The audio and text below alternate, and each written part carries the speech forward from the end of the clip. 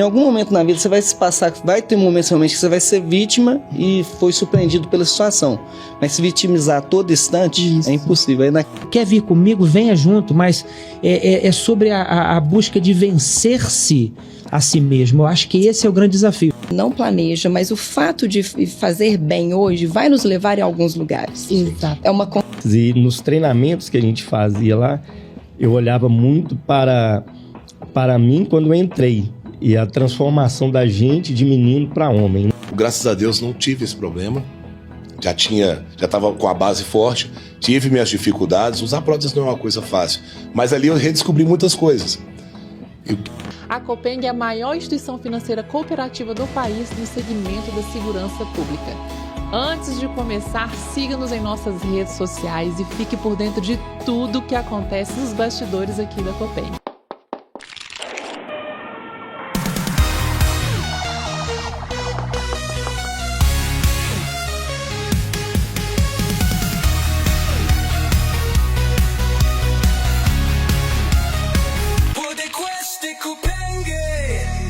Olá, sou Mirella, presidente da AFAS e cooperada da Copeng. Hoje eu vou compartilhar com vocês a minha experiência nesta cooperativa.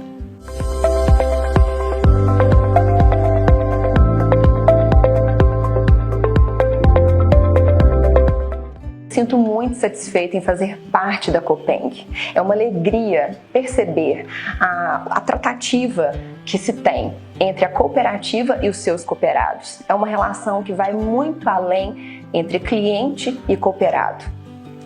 Bom, a distribuição das sobras demonstra o comprometimento que a cooperativa tem com os seus cooperados. Mais do que um benefício, ela faz com que todos nós sentimos parte integrante do contexto e nos ajuda a dedicar nossa atenção e apoio também à Copeng. Minha experiência tem sido ótima.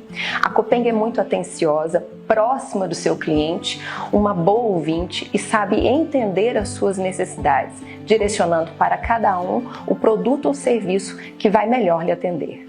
Eu vivo a experiência de ser uma cooperada Copeng, tanto na minha conta física e jurídica, assim também como presidente da AFAS, e percebo na prática os resultados e o retorno de ser cooperado da Copeng.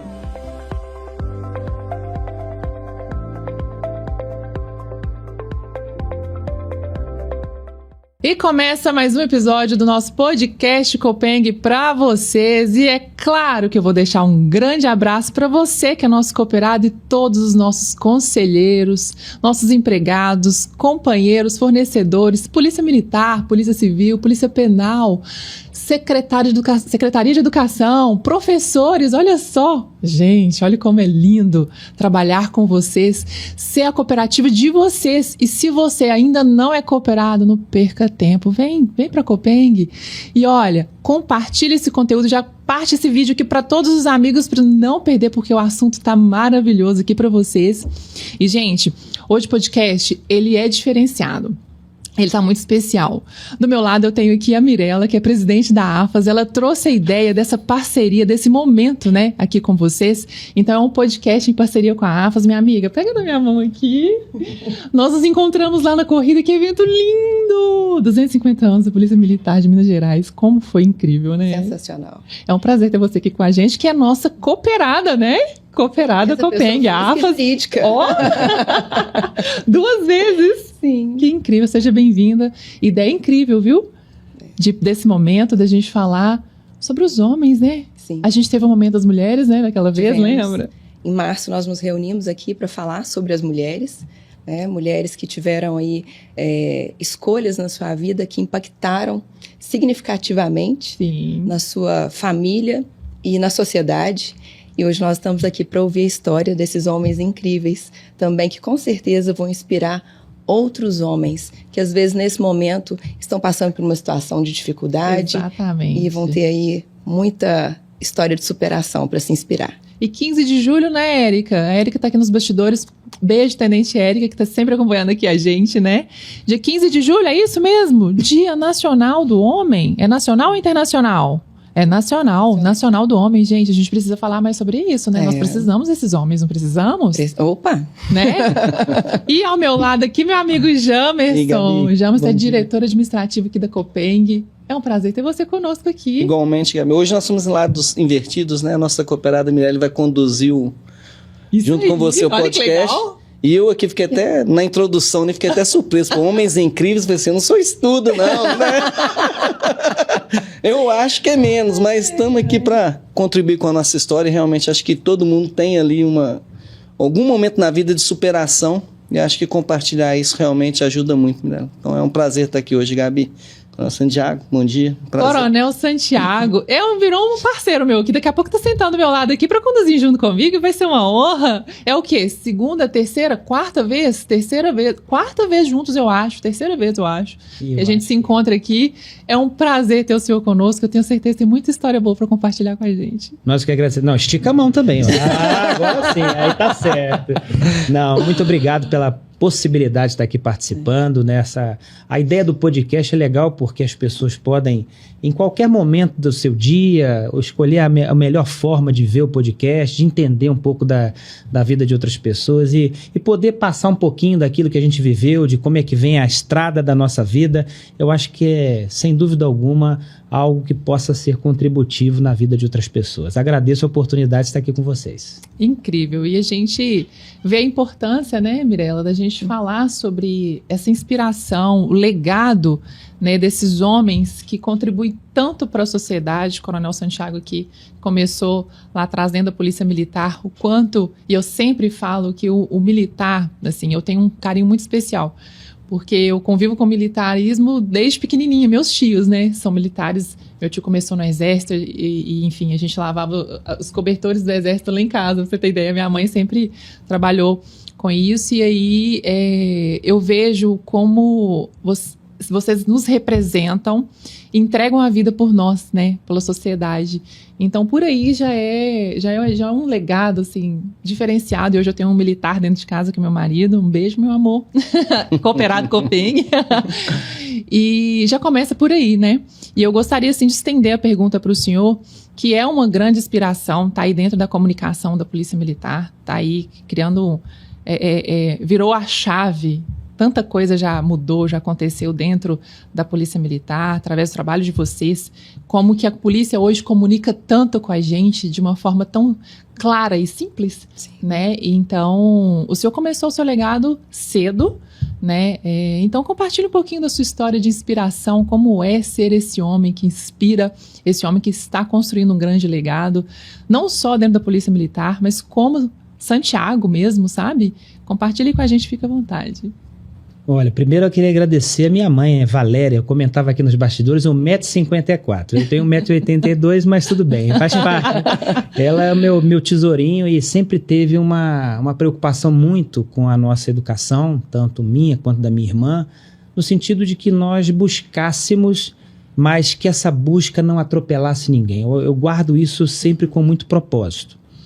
E de compreensão, como a gente falava nos bastidores aqui, compreensão dessa marcha que é a marcha da vida. Sim. Porque muitas pessoas, quando elas enfrentam uma dificuldade ou um problema, tendem a vitimizar-se, que é um problema grave, e elas ficam ali, como nós falávamos, no vórtex, né, que é o olho do furacão. As pessoas, elas ou se endividam ou têm algum problema de saúde. A tendência é ocupar esse espaço que ele é sombrio, mas traz um lado de comodismo, que é o vitimizar-se, é olhar para as outras pessoas. Está vendo como eu sou uma pessoa coitada? Está vendo como eu tenho dificuldade? Eu me lembro bem lá no Rio de Janeiro, quando eu começo a trabalhar com 15 anos de idade como office boy. Na época eu jogava futebol de salão e gostava do futebol e fui inspirado a jogar com pessoas mais velhas. E como minha mãe passava isso, né? Não, sempre tem que respeitar os mais velhos, aquela coisa toda. E faltava um espaço no futebol deles, aí chamava a molecada para completar. E eu era um desses, né? Alguns colegas não respeitavam, saíam driblando todo mundo.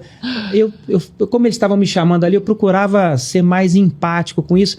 Aí viram que eu estava com um pouquinho de maturidade ali, talvez mais mais robustecida. E eu fui convidado a trabalhar na época, passei a estudar à noite, e é outro tabu interessante. Muita gente falou assim, você vai estudar à noite, você vai trabalhar, você vai agora acabar com a sua possibilidade de profissão, porque você não vai ter a mesma igualdade do que as outras pessoas. Não, muito pelo contrário. A dificuldade que você passa, porque eu saía às 6 horas da manhã, chegava às 18h30 do trabalho, ia direto para a faculdade, chegava 11h30, meia-noite. Na época não tinha micro-ondas, a minha mãe colocava comida de banho-maria. Quem não souber, vai na inteligência artificial e fala, como é que é colocar a comida de banho-maria?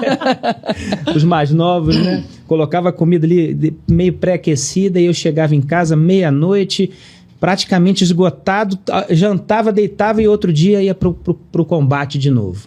E isso não me tirou da possibilidade dos meus sonhos, né? Hoje eu consigo, aí avançando um pouquinho a história, chegar no último posto da corporação, sempre com muito trabalho, visando as entregas, mas valorizando as equipes que sempre trabalham com a gente, comigo, isso que é muito importante.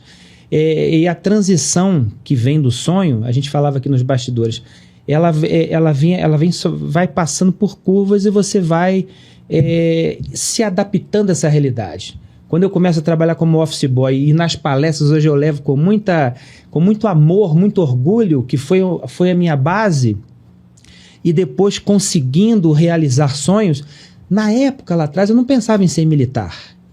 E as coisas foram tomando rumo. Eu acho que a gente precisa de um pouco disso, né? A inspiração perpassa por isso. A vida ela vai fazendo a curva, você vai compreendendo a marcha, como o Almir Sattler fala, e você vai tocando em frente.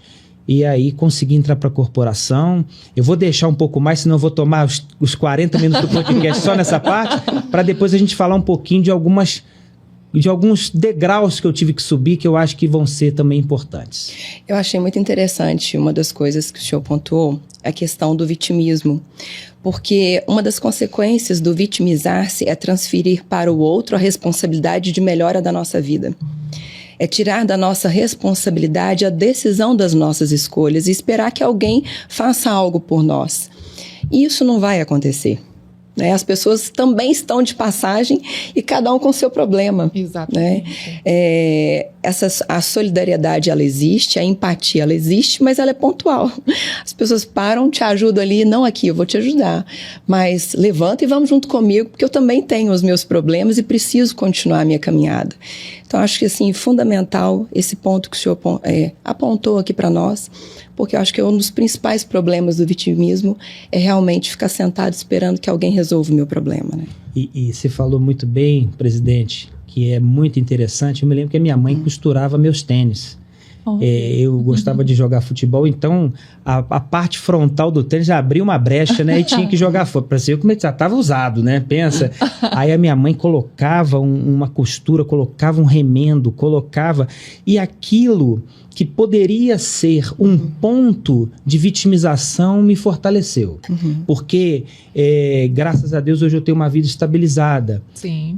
Mas sempre passo para os meus filhos que não precisaram passar pelo que eu passei, mas que eles sempre tivessem um exemplo, sempre valorizassem a história deles, porque isso poderia me fazer me colocar nesse papel de vítima. Poxa, os outros têm, eu não tenho. Mas o que eu posso fazer? Como é que eu posso mudar a lente da minha história para fazer a diferença? Exatamente. A capacidade, a possibilidade de estudar, de se desenvolver, está para todo mundo. É claro que algumas pessoas vão ter mais facilidade. Eu gosto muito do Flávio Augusto, quando ele fala da história dele, que ele pegava 2, 3 ônibus e alguns colegas que moravam na Zona Sul, a empresa era na Zona Sul do Rio de Janeiro, ele chegava todo amarrotado, ele tinha que passar a roupa dele de novo, que ele pegava 2, 3 conduções, quando os amigos chegavam muito bem perfumados. Esses trabalham para ele hoje. Olha só. Porque é o que eu falo, a forma de você ver a dificuldade que a vida te oferta e a forma com que você vai conduzir isso na sua história é que vai fazer toda a diferença. Ou você vai para o local de vítima, fica sentado, se vilipendiando, acreditando que os outros, por terem mais condições naquele momento, são mais privilegiados que você, só que muito, na verdade, não é isso. porque você está sendo preparado, a sua casca está engrossando para que você possa enfrentar outros desafios. E aí você vai conseguir, às vezes, ocupar postos de liderança em empresas público e privadas exatamente pela construção que você teve. Porque aquilo, determinadas questões não são tão problemáticas assim. Porque você já viveu tanta dificuldade e você não enxergou aquilo na dificuldade em si, mas como uma prova existencial que poderia te jogar mais para frente, te capacitar mais e mais ainda. Eu acho que esse é o recado importante para as pessoas terem. E é exatamente isso, né? São dois caminhos. Ou você se vitimiza, ou você cria essa casca grossa para continuar construindo o seu legado, né, Jamerson? Em algum momento, né, você pode ser vítima, mas você não é vítima a todo instante. Então, e não pode se apropriar disso, né? Em algum momento na vida você vai se passar, vai ter momentos realmente que você vai ser vítima e foi surpreendido pela situação. Mas se vitimizar a todo instante é impossível. Aí na questão de criar casca tem até um filme, né, que o Vin Diesel, num bar assim, ele começa a tirar a jaqueta, né? Tinha um pessoal querendo brigar e ele tira a jaqueta como segurança, né, do personagem principal. Aí o pessoal fala, mas esses são 5. Aí tira a jaqueta, camiseta regata, fala assim, não, é porque eu tô acostumado, eu cresci na rua. Então eu levei muita surra, então para me sentir algum tipo de dor na briga, tem que bater muito, então eu já tô com a casca grossa. Então quando você enfrenta os problemas, né, você tem essa situação de realmente desenvolver isso. E olhando para essa questão do endividamento, de ser vítima, desenvolver essa blindagem, né, para você superar esses desafios, a gente vai olhando, todo mundo tem alguma história de superação em algum momento. Porque a vida, por mais que tenha facilidade, e hoje, infelizmente, a internet mostra pra gente só as maravilhas, né, que o mundo tem, como se a vida fosse tudo um mar de rosa, e que na prática não é, né? Mesmo para quem tem muita facilidade, a gente vê muito histórias de pessoas que às vezes tinham tudo, tinham acesso a tudo, e às vezes não conseguiram aproveitar a oportunidade. E pessoas que tinham pouco acesso, pouca facilidade, mas que aproveitaram tudo que veio. Então abraçou tudo que veio. E você, Jamerson, é essa pessoa. Esse aqui eu conheço ele, conheci na Copeng, e eu tenho uma trajetória dele maravilhosa, e ele é de muita inspiração, né, João? Já rodei muito estrada de chão. Conta pra nós. Meu pai é pedreiro, né? Minha mãe do lar, um tempo como comerciante, né? Lá em casa eu sou o único filho que Deus abriu as portas, eu consegui fazer uma faculdade. Eu não via condição em mim de fazer, né? Primeiro, só se for federal. E federal, a gente faz toda a carreira na escola pública, aí tem aquelas deficiências que a gente conhece, você não é preparado para o vestibular como deveria ser. Então eu via muito distante o vestibular. Tipo assim, quando eu fiz a primeira prova, que tinha física, química, eu falei, gente do céu, isso aqui, não sei nem o que está perguntando aqui. Então você vai desdobrando ali alguns caminhos, e às vezes a própria dificuldade também te molda para você que vira uma oportunidade. Esse dia eu estava lembrando de uma situação que teve uma festa de confraternização e eu não pude ir porque na época era R$20, tinha que pagar. No caso eu já tinha a Kelly, a minha esposa, e o meu menino, o Gabriel. Então eu tinha que pagar R$40. A gente não tem R$40 para pagar para ir nessa festa. E fui justificar o porquê que eu não estava indo na festa, né? E era muito limitado realmente. Você não tinha muita opção. Assim, final de semana, por questões financeiras, aí o que você fazia? Aí eu ficava, como tinha tempo livre, né? Aí eu ia ler, eu ia fazer os negócios da faculdade. Aí aquilo que era naquele momento parecia uma dificuldade, não poder ter muito recurso, às vezes para sair, para passear e tudo, você acabava aproveitando aquilo no sentido de estudar e dedicar. Então aquilo abriu muito a porta, né? Sim. E hoje, se eu olhar até pela função e pela condição, né? O caminho que a vida tomou e hoje a condição acaba sendo mais fácil, você tem 1000 coisas para fazer o final de semana, né? Você tem, não, é uma festa aqui, é um evento ali, é um almoço ali com uma amiga, um churrasco ali com alguém. Então isso, a possibilidade que vai te dando a vida de hoje, quando eu olho para trás, o que lá atrás era uma dificuldade me permitiu aproveitar no sentido de me preparar para o vestibular, de estudar, de aprender, de buscar. Então isso é muito interessante, né? E realmente os maiores desafios que eu passei foi ligado à questão financeira. Né? Mas eu tive muito essa aprendizagem, acho que dentro do lar, você falou da sua mãe, a gente aprende muito. Você tá levando algumas lições que você vai levar para a vida, mas ninguém senta com você e fala assim, ó, vem aqui que tô te ensinando. É no dia a dia as coisas vão acontecendo e que você leva aqueles valores, aqueles ensinamentos.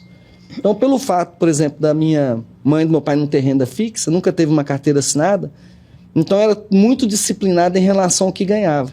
Então eu precisava ter uma reserva, porque amanhã talvez eu poderia não ter serviço ou não ter renda. Então você gastava com aquilo que era realmente naquela pirâmide de Maslow, né? O que é necessidade, aí o que você vai classificando ali, então tudo era necessidade. E o que eu precisava fazer naquele momento ali, eu tinha que postergar. Exatamente. Então aquilo vai criando uma aprendizagem de você não...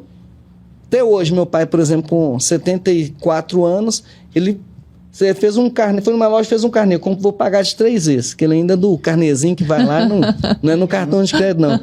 Na primeira já paga tudo. Por que você paga? Porque você fez 3 vezes, então não gosto de ter parcela, não. Então aquilo você vai levando aquele comportamento que vai te moldando também. Quando eu brinquei da minha esposa, né, a gente falou do casamento, era uma realidade totalmente diferente. O meu sogro era muito bem empregado, uma renda boa, uma qualidade de vida boa.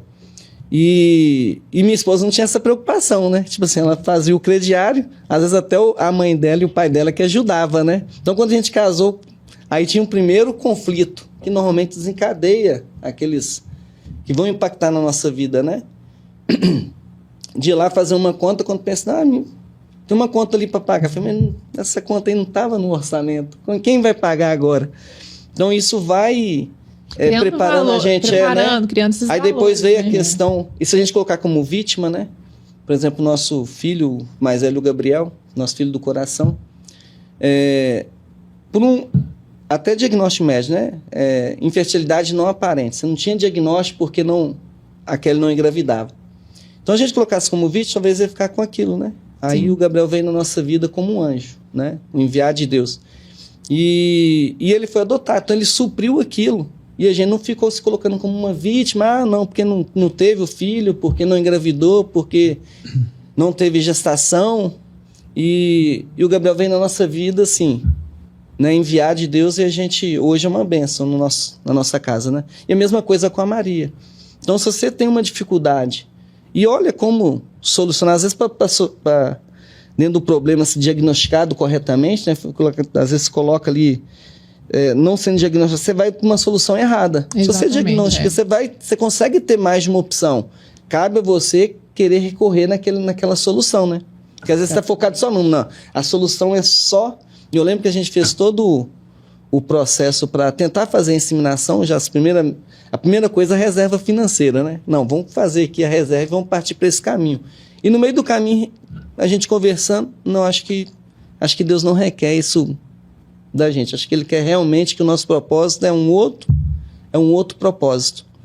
E realmente tem um outro caminho, né? Hoje a Maria e o Gabriel são a alegria da nossa casa, bênção, né? A Maria é maravilhosa, nossa. E a importância, né, Mida? A gente sempre conversa sobre isso aqui no podcast do valor, né? Sim. Valores que você carrega desde ali a infância, com seus pais, com o meio que você está inserido, né? Sim. E falando de valor, eu queria ouvir de vocês, o que é para vocês, o que é para o senhor um homem de valor? Olha, primeiro... É o que eu falei, né? Nós temos que ter coragem. Eu acho que Guimarães Rosa, que foi um homem de valor aqui do nosso estado, ele traz muito bem isso, né? O que a vida quer da gente é coragem. Eu acho que a gente precisa ter coragem para enfrentar os desafios. Claro que medo, a gente sente, o medo ele é natural. Exatamente. Ele só não é natural e ele vem muito da nossa mente pelas limitações que nós mesmos, pelas memórias, vamos criando. Do enfrentamento do dia a dia daquilo que se apresenta. Quando a gente fala de coragem, eu vou falar 2 coisas. Uma, inclusive, aqui vou dar de primeira mão. Olha só, que bom, por exemplo, legal. Eu sempre administrei ansiedade. Uhum. Cheguei até, em determinada fase da minha vida, a usar até medicamento. Olha. A profissão nossa, a gente se envolve muito com os problemas sociais. Exatamente. E aí, o que Deus fez para mim? Então você vai ser o porta-voz da instituição. Você vai enfrentar 3 milhões, 4 milhões de pessoas ao vivo. A gente dá um plus, né, para você poder É aquela história, né? Que eu peço capacidade, Deus te dá desafio. Sim. Não é isso? Sim. Eu quero ter paciência, Deus te dá algumas oportunidades para que você teste sua paciência. E conseguir administrar muito, claro, com a ajuda de profissionais, com a busca que a gente tem que buscar. Os medos, eles são muito da nossa mente. E a gente tem que entender esse jogo e saber lidar com isso. E saber lidar com as curvas. O James estava falando, e eu acho muito importante para aquele que nos assiste, a gente sempre fala que o que tem de hoje é a filosofia do GPS. Você sabe o que é a filosofia do GPS? Me conta. Recalculando o cálculo da rota. Essa frase, ela ecoa na minha mente o tempo todo. Sabe por quê? O que tem mais certo na nossa vida é a mudança. E a gente precisa entender que as mudanças, elas são feitas por um propósito universal. E a gente precisa saber entender essa curva. Recalculou o cálculo da rota, fez uma curva. Qual que é o grande problema das pessoas? Elas ficam olhando no retrovisor aquele caminho que ficou para trás. Aquele caminho que já está monocromático. Sim. E a pessoa está olhando no retrovisor, não está olhando a estrada nova. Claro que a estrada nova tem desafios. Claro. Falando em desafios, né? Por exemplo, em 2021, eu tive um travamento de uma hérnia de disco que estrangulou o nervo ciático e eu estava perdendo o movimento do pé. Olha só. E por conta da pandemia, eu tive um atraso nas cirurgias. Já no final da pandemia, um atraso nas cirurgias, eu tive que ficar 3 meses aguardando, sendo que 1 mês praticamente deitado. Tomando medicação muito forte para controlar a dor de 6 em 6 horas. Dor nível 10 ali, aquela dor insuportável. E operei a coluna, até o médico virou para mim e falou o seguinte: Santiago, vamos colocar parafuso logo, porque eu acho que a gente elimina um problema que talvez você tenha que fazer isso posteriormente, então a gente já elimina isso. Eu falei, eu não tenho alternativa? Ele falou assim, tem, mas eu acho difícil, porque você vai ter que ter uma vida de atleta. Aí eu falei assim, opa, lembra da coragem, da oportunidade? Sim. Falei assim, onde é que eu assino? Ele falou assim, tá corajoso. Como o pessoal falou hoje, mostradinho, né? Mostradinho. Aí eu peguei aquilo e falei, não, eu quero isso pra mim. Então virei a chave completamente. Aí começam a ver os objetivos. Hoje eu quero chegar a 12% de gordura. Perdi 10, 12 quilos nessa história. Você passa a ter uma outra visão de vida. Aí, claro, a alimentação ela vem junto, então você começa a ter gosto por aquilo. Às vezes a pessoa vê uma foto e fala assim, tá querendo falar que tá na academia. Não, é porque eu tô me superando. Porque a grande superação é sobre mim, não é sobre o todo. Claro que o todo quer vir comigo, venha junto, mas é sobre a busca de vencer-se a si mesmo. Eu acho que esse é o grande desafio. Para piorar um pouquinho, eu fiz a cirurgia na coluna e 4 dias depois eu tive uma embolia pulmonar. Que isso? Nossa, e aí, muito sério isso. Eu me lembro muito bem quando eu estava no hospital militar. E eu vou para um lado mais lá dentro, conversei com o médico, falei assim, minha esposa está lá fora, minha filha, qual que é a possibilidade de morte? Ele falou assim, é grande, ainda está em risco. E aquilo Aí eu falei, não, mas peraí. E eu procurava sempre ter ânimo, porque, como eu falei, lembra da curva? Naquele momento eu precisava da fé, eu precisava seguir o que os médicos estavam falando, e sair dali eu tive que fazer uma reabilitação pulmonar, e a reabilitação ortopédica, porque eu tinha acabado de fazer uma cirurgia na coluna. E eu estava num dos cursos mais complexos da corporação, que é o CECEM hoje, que era o antigo CEGESP, que é a alta gestão, que me permitiu chegar no alto comando da corporação. Eu estava no meio do curso, tanto que eu fazia as aulas na UTI do Hospital Militar, tanto que os colegas às vezes saíam e me esqueciam com o celular, aí eu tinha que pedir alguém para ligar para um outro colega, vocês me esqueceram lá, me leva para a sala de aula. Eles me levavam para o café e me esqueciam às vezes. E eu continuei estudando assim mesmo, e claro que a diferença de nota é muito pouca do primeiro até o último, mas fiquei em segundo lugar. Nossa, olha mesmo só. Com essas dificuldades, porque você pode se superar. Deus te dá situações para que você se refaça. Hoje eu posso dizer que eu tenho um perfil físico melhor do que eu tinha com meus 28, 27 anos de idade. Eu estou com 51. Nem parece, né, gente? Até Fala brinco com a minha sério, equipe, né? ela falou, quem fizer mais barra que eu desafio a minha equipe o tempo todo lá, claro.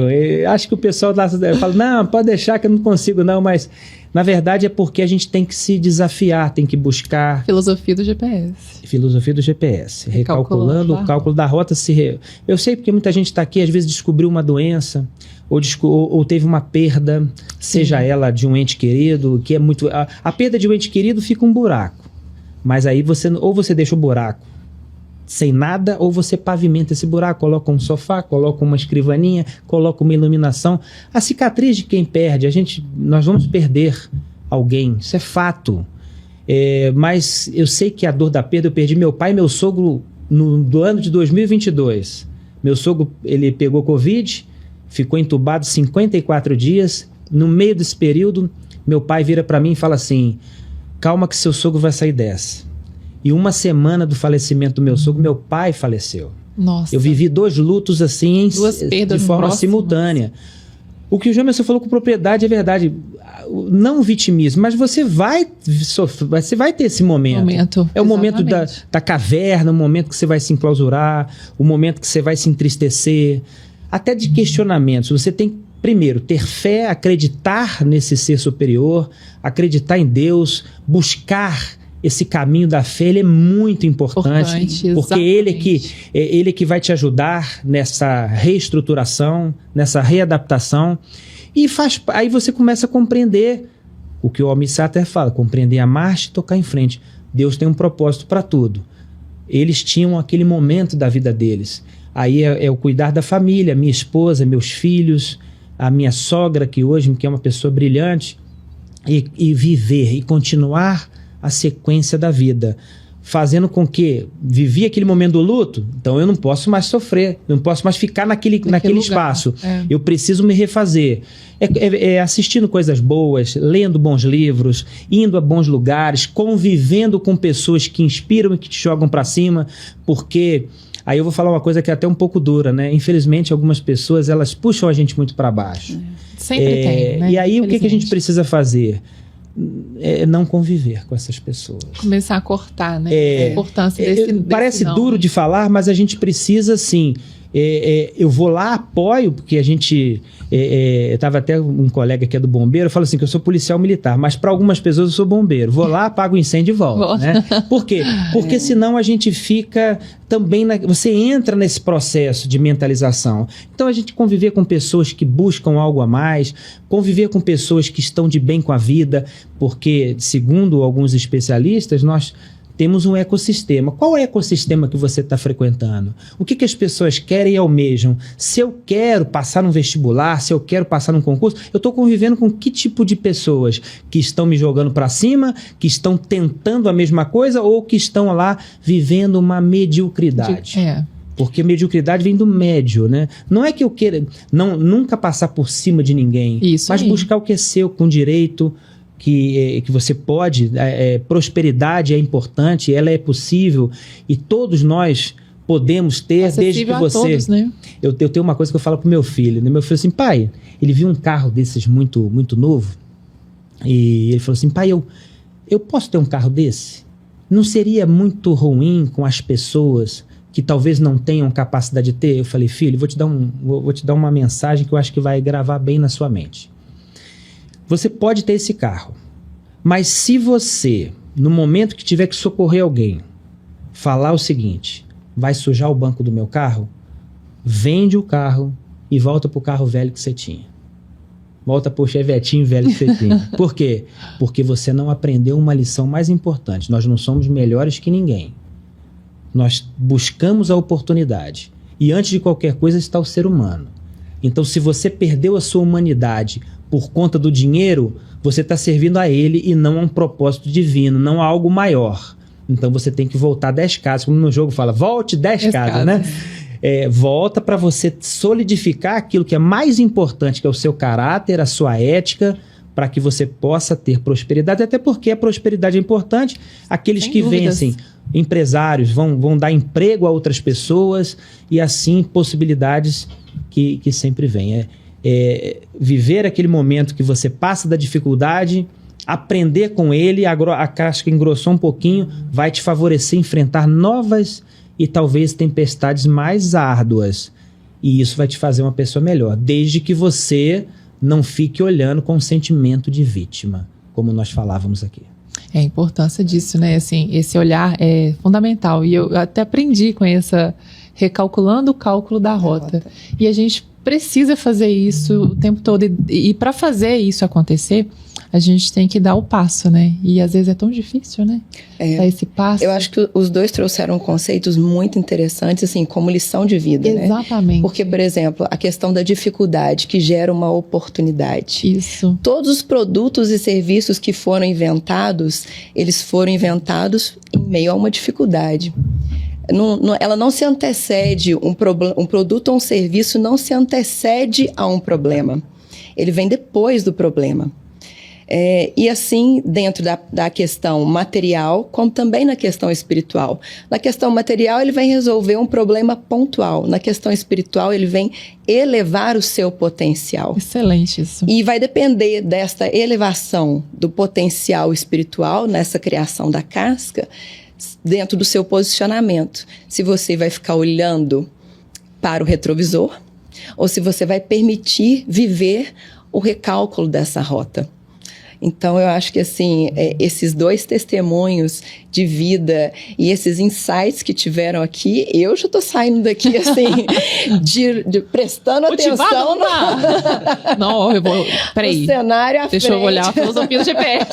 Deixa eu ajustar aqui. Com certeza. Mas dentro da sua pergunta, você falou dos valores, né? Sim, um homem de valor. Sim, eu considero a persistência, né? Sim. A força e a flexibilidade. E acho que a flexibilidade ajusta... Porque a gente não é... A gente é perfeito. Fala, nossa, quantas vezes que eu já caí, já errei. Nossa, E erra assim, inúmeras, né? no relacionamento, com o filho, com a esposa, com o pai, com a mãe. Erra nas decisões, né? Toma uma decisão. A sua capacidade de ser flexível e ajustar a rota, acho que exatamente é nesse aspecto. Ver assim, levantar, sacudir a poeira e seguir em frente. Porque se você ficar no momento do que você falhou, que você errou, se colocar como vítima daquela situação e não enfrentar o problema para superar, a tendência sua é ficar ali no olho do furacão e não conseguir superar. Então é muito importante, porque quando a gente olha, né, para tudo aquilo que você viveu, que você superou, que vai te deixando com o couro mais curtido, e você chega, né, igual recentemente fui no aniversário de um amigo meu, aí tinha um conhecido nós de muitos anos, né, que morava lá onde a gente morava com minha mãe. E aí ele começou a falar, bicho, eu lembro de você vendendo verdura na rua. Não, eu lembro de você lá passando lá na porta de casa lá, você ajudando seu pai e sua mãe. Então, assim, e ver hoje você, seus irmãos, tudo, e fico vendo tudo o que aconteceu, como que sua mãe e seu pai eram firmes com vocês, e que, assim, deu... nas palavras dele, e que deu certo, ou seja, ser rígido, ser rigoroso, cobrar, igual minha mãe era muito disciplinada nisso, deu resultado. Então isso também é muito gratificante, e ser forte, porque eu acho assim que tem decisão que você tem que tomar que às vezes você não toma pensando em você. Depois que você decidiu constituir uma família, é diferente. E acho que todo pai pensa isso, né? Construir alguma coisa para os filhos, né? Legal, e hein?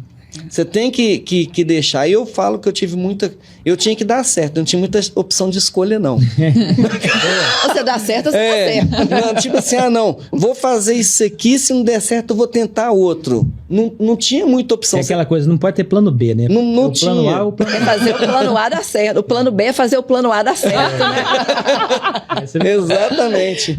Então você tinha que ter aquela determinação e convicção de fazer ali, porque às vezes você não tinha essa opção de escolha. Sim. Né? E eu trabalhava duro realmente, porque tipo assim, eu queria dar na minha cabeça uma opção de escolha, não só pro meu filho, mas voltando pro meu casamento também falava, você tá casando com uma moça, você tem que... Então eu tinha que garantir até a opção de escolha para ela, né? E a minha esposa é muito empreendedora, né?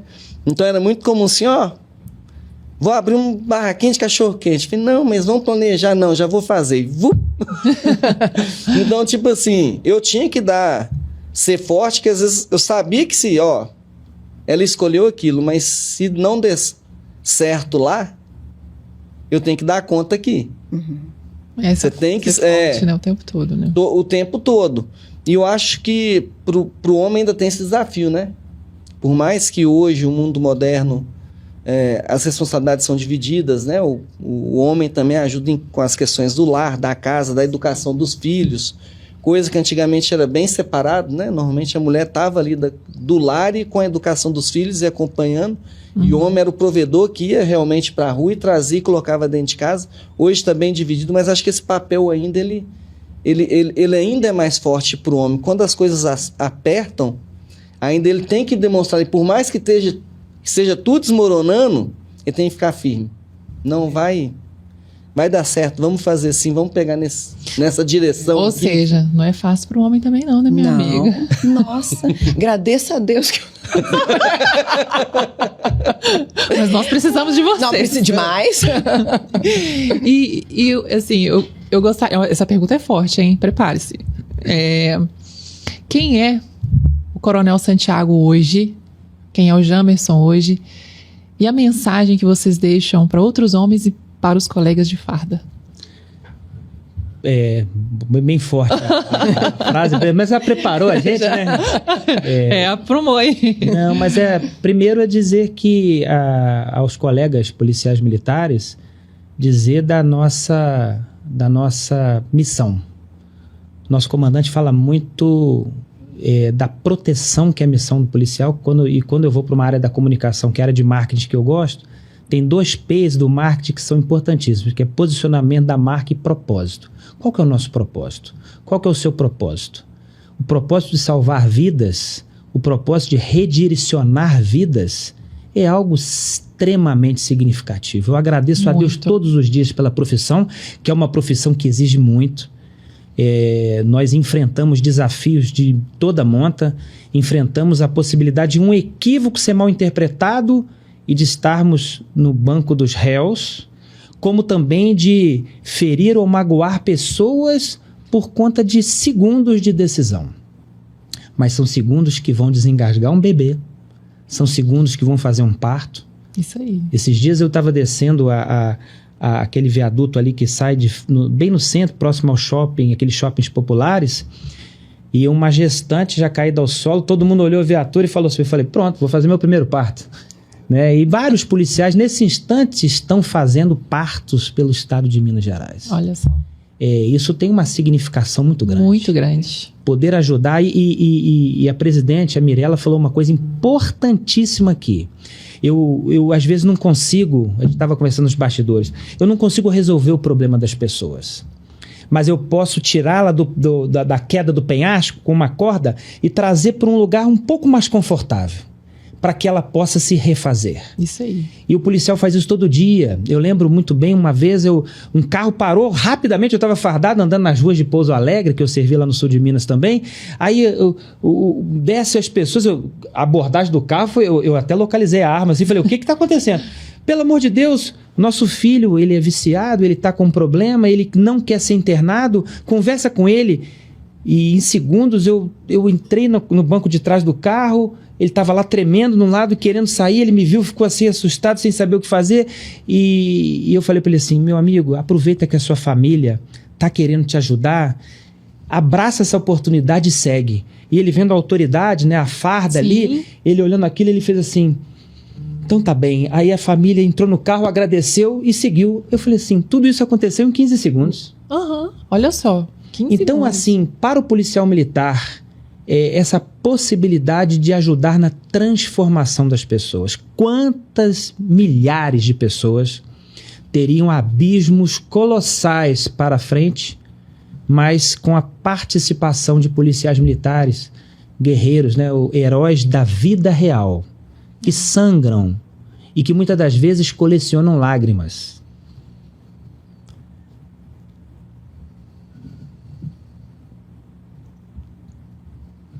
Quantas lágrimas, né? E quantas lágrimas. Me perdoe aqui, porque a gente vai se conectando. Eu lembrei de uma senhora, né? Lá em Brumadinho, eu ia entrar ao vivo numa matéria e ela falou assim, eu falei, a senhora pode esperar 2 minutinhos? Ela falou assim, posso, eu perdi tudo. Então a gente se depara com tanto claustro, com tanta tristeza. Sim. e ser bálsamo na vida dessas pessoas. Eu acho que é a maior missão que a gente tem. É missão. É isso. Né, Jamerson? Sim. É muito emocionante, né? Ver É. realmente, sim, tá como exemplo, né? Mas também por trás da profissão também tem essa responsabilidade, essa missão e que traz essas histórias, né? Que sensibilizam muito. Você vê ali, conhece muito a realidade, né? E o que eu falo aqui é que eu uso para mim, acho que todo mundo precisa ter um plano espiritual, ter uma fé. E eu tenho a minha, né? Sou cristão. Então toda dificuldade que a gente tem, se é um conselho que eu posso dar, tenha o seu plano espiritual e sua fé. Porque todo momento que eu precisei, que eu tive ali os meus tropeços, que eu errei, como eu falei que a gente erra a todo instante, sempre Deus veio e segurou na minha mão e falou assim, vem pra cá, passa aqui, né? Que ele sempre tem o que é melhor pra gente. E dentro dessa questão de jogar a corda, às vezes trazer ela para um lugar melhor, a vida não é fácil, mas vai ter alguns facilitadores. Eu preciso identificar esses facilitadores e aproveitar essas oportunidades que a vida vai dando, né? Pra gente superar. E não caia na ilusão de achar que tudo é muito fácil, né? Não será fácil, né? Não será nada de mão beijada. Tudo tem que ser conquistado, né? Na vida é assim. Eu também creio nisso também, né? Que é uma parte da palavra, né? Você vai ter que viver do suor do seu rosto. Então você vai ter que dedicar ali, realmente trabalhar e laborar. Você tem que laborar. Não que vem adianta. fácil, vai fácil também, né? Exatamente. Então, se esse conselho pegue duro, trabalhe, supere os desafios, né? Seja flexível quando for necessário. Eu lembro que as pessoas falam assim, hoje é muito assim, você tem que fazer o que você gosta. Fala assim, primeiro você tem que gostar do que você faz. Para depois, talvez, fazer o que você gosta. Porque se eu fosse fazer o que eu gostava, talvez eu era para ser jogador. Eu não tinha esse talento todo, não, mas tinha vontade. Não tinha talento, mas tinha vontade. E eu lembro que eu tive que decidir. Tipo assim, ó, eu já jogava num time, só que assim, ainda adolescente, então você não tem... Comecei a trabalhar com 13 anos e eu tive que tomar uma decisão. Como o time treinava durante a semana e eu trabalhava, eu não podia ir no treino. Então, o fato da minha não participar do treino me dava o direito de sentar no banco de reserva. Eu não podia entrar jogando. Isso é injusto com o colega que estava treinando a semana inteira. Mas uma hora eu tive que decidir entre continuar jogando bola e esperar ali, talvez, abrir as portas para um time profissional ou trabalhar. E eu tive que... Não, vou ter que trabalhar. Tenho que pagar o meu ônibus, a minha alimentação, tenho que comprar meu uniforme, meu material escolar. E nessa hora eu tive que adaptar a rota. Mais uma vez na rota e ajustar, né? Eu gostava e queria ser jogador. E às vezes você tem que decidir realmente ali, tomar algumas decisões, porque não é fácil. E aprender a gostar do que faz. Então comecei a trabalhar, avaliava muito a questão de oportunidades, quais são os facilitadores, né? Onde que eu estou aqui, o que vai me proporcionar, onde que eu quero chegar, que esse é um objetivo maior, né? Onde que eu quero chegar lá na frente. Então aquilo que eu escolhi vai permitir às vezes eu alcançar lá. Então eu olhava, fazia essa situação e me dedicava naquilo, né? E várias situações que a gente enfrenta, né? Desafio, lembrando como que eu cheguei hoje no Cicobi, né? Hoje estou assim, tenho um bom cargo, graças a Deus tenho um bom salário. Mas eu lembro que na minha primeira entrevista, e eu não consegui estágio, sabe como é que a vida é, né? Eu não consegui estágio por nada. Eu acho que eu tinha algum problema psicológico, porque todo o teste psicotécnico tomava pau. Eu não sabia o que era, não passava nas entrevistas finais, né? Aí eu pedi para um professor me indicar, se tiver algum estágio que eu preciso formar, e a vida também, a questão da realidade, ajustar, ter contato com outras realidades, pessoas que vão te inspirar, né?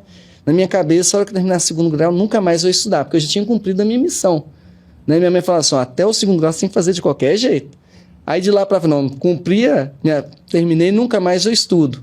E eu fiz um curso técnico, administração, e eu obrigatoriamente tinha que fazer o estágio. Quando eu, para formar, precisava do estágio, faltava 6 meses, gente, não fiz esse estágio. Aí eu comecei a bater na porta, não, preciso de um estágio, indica.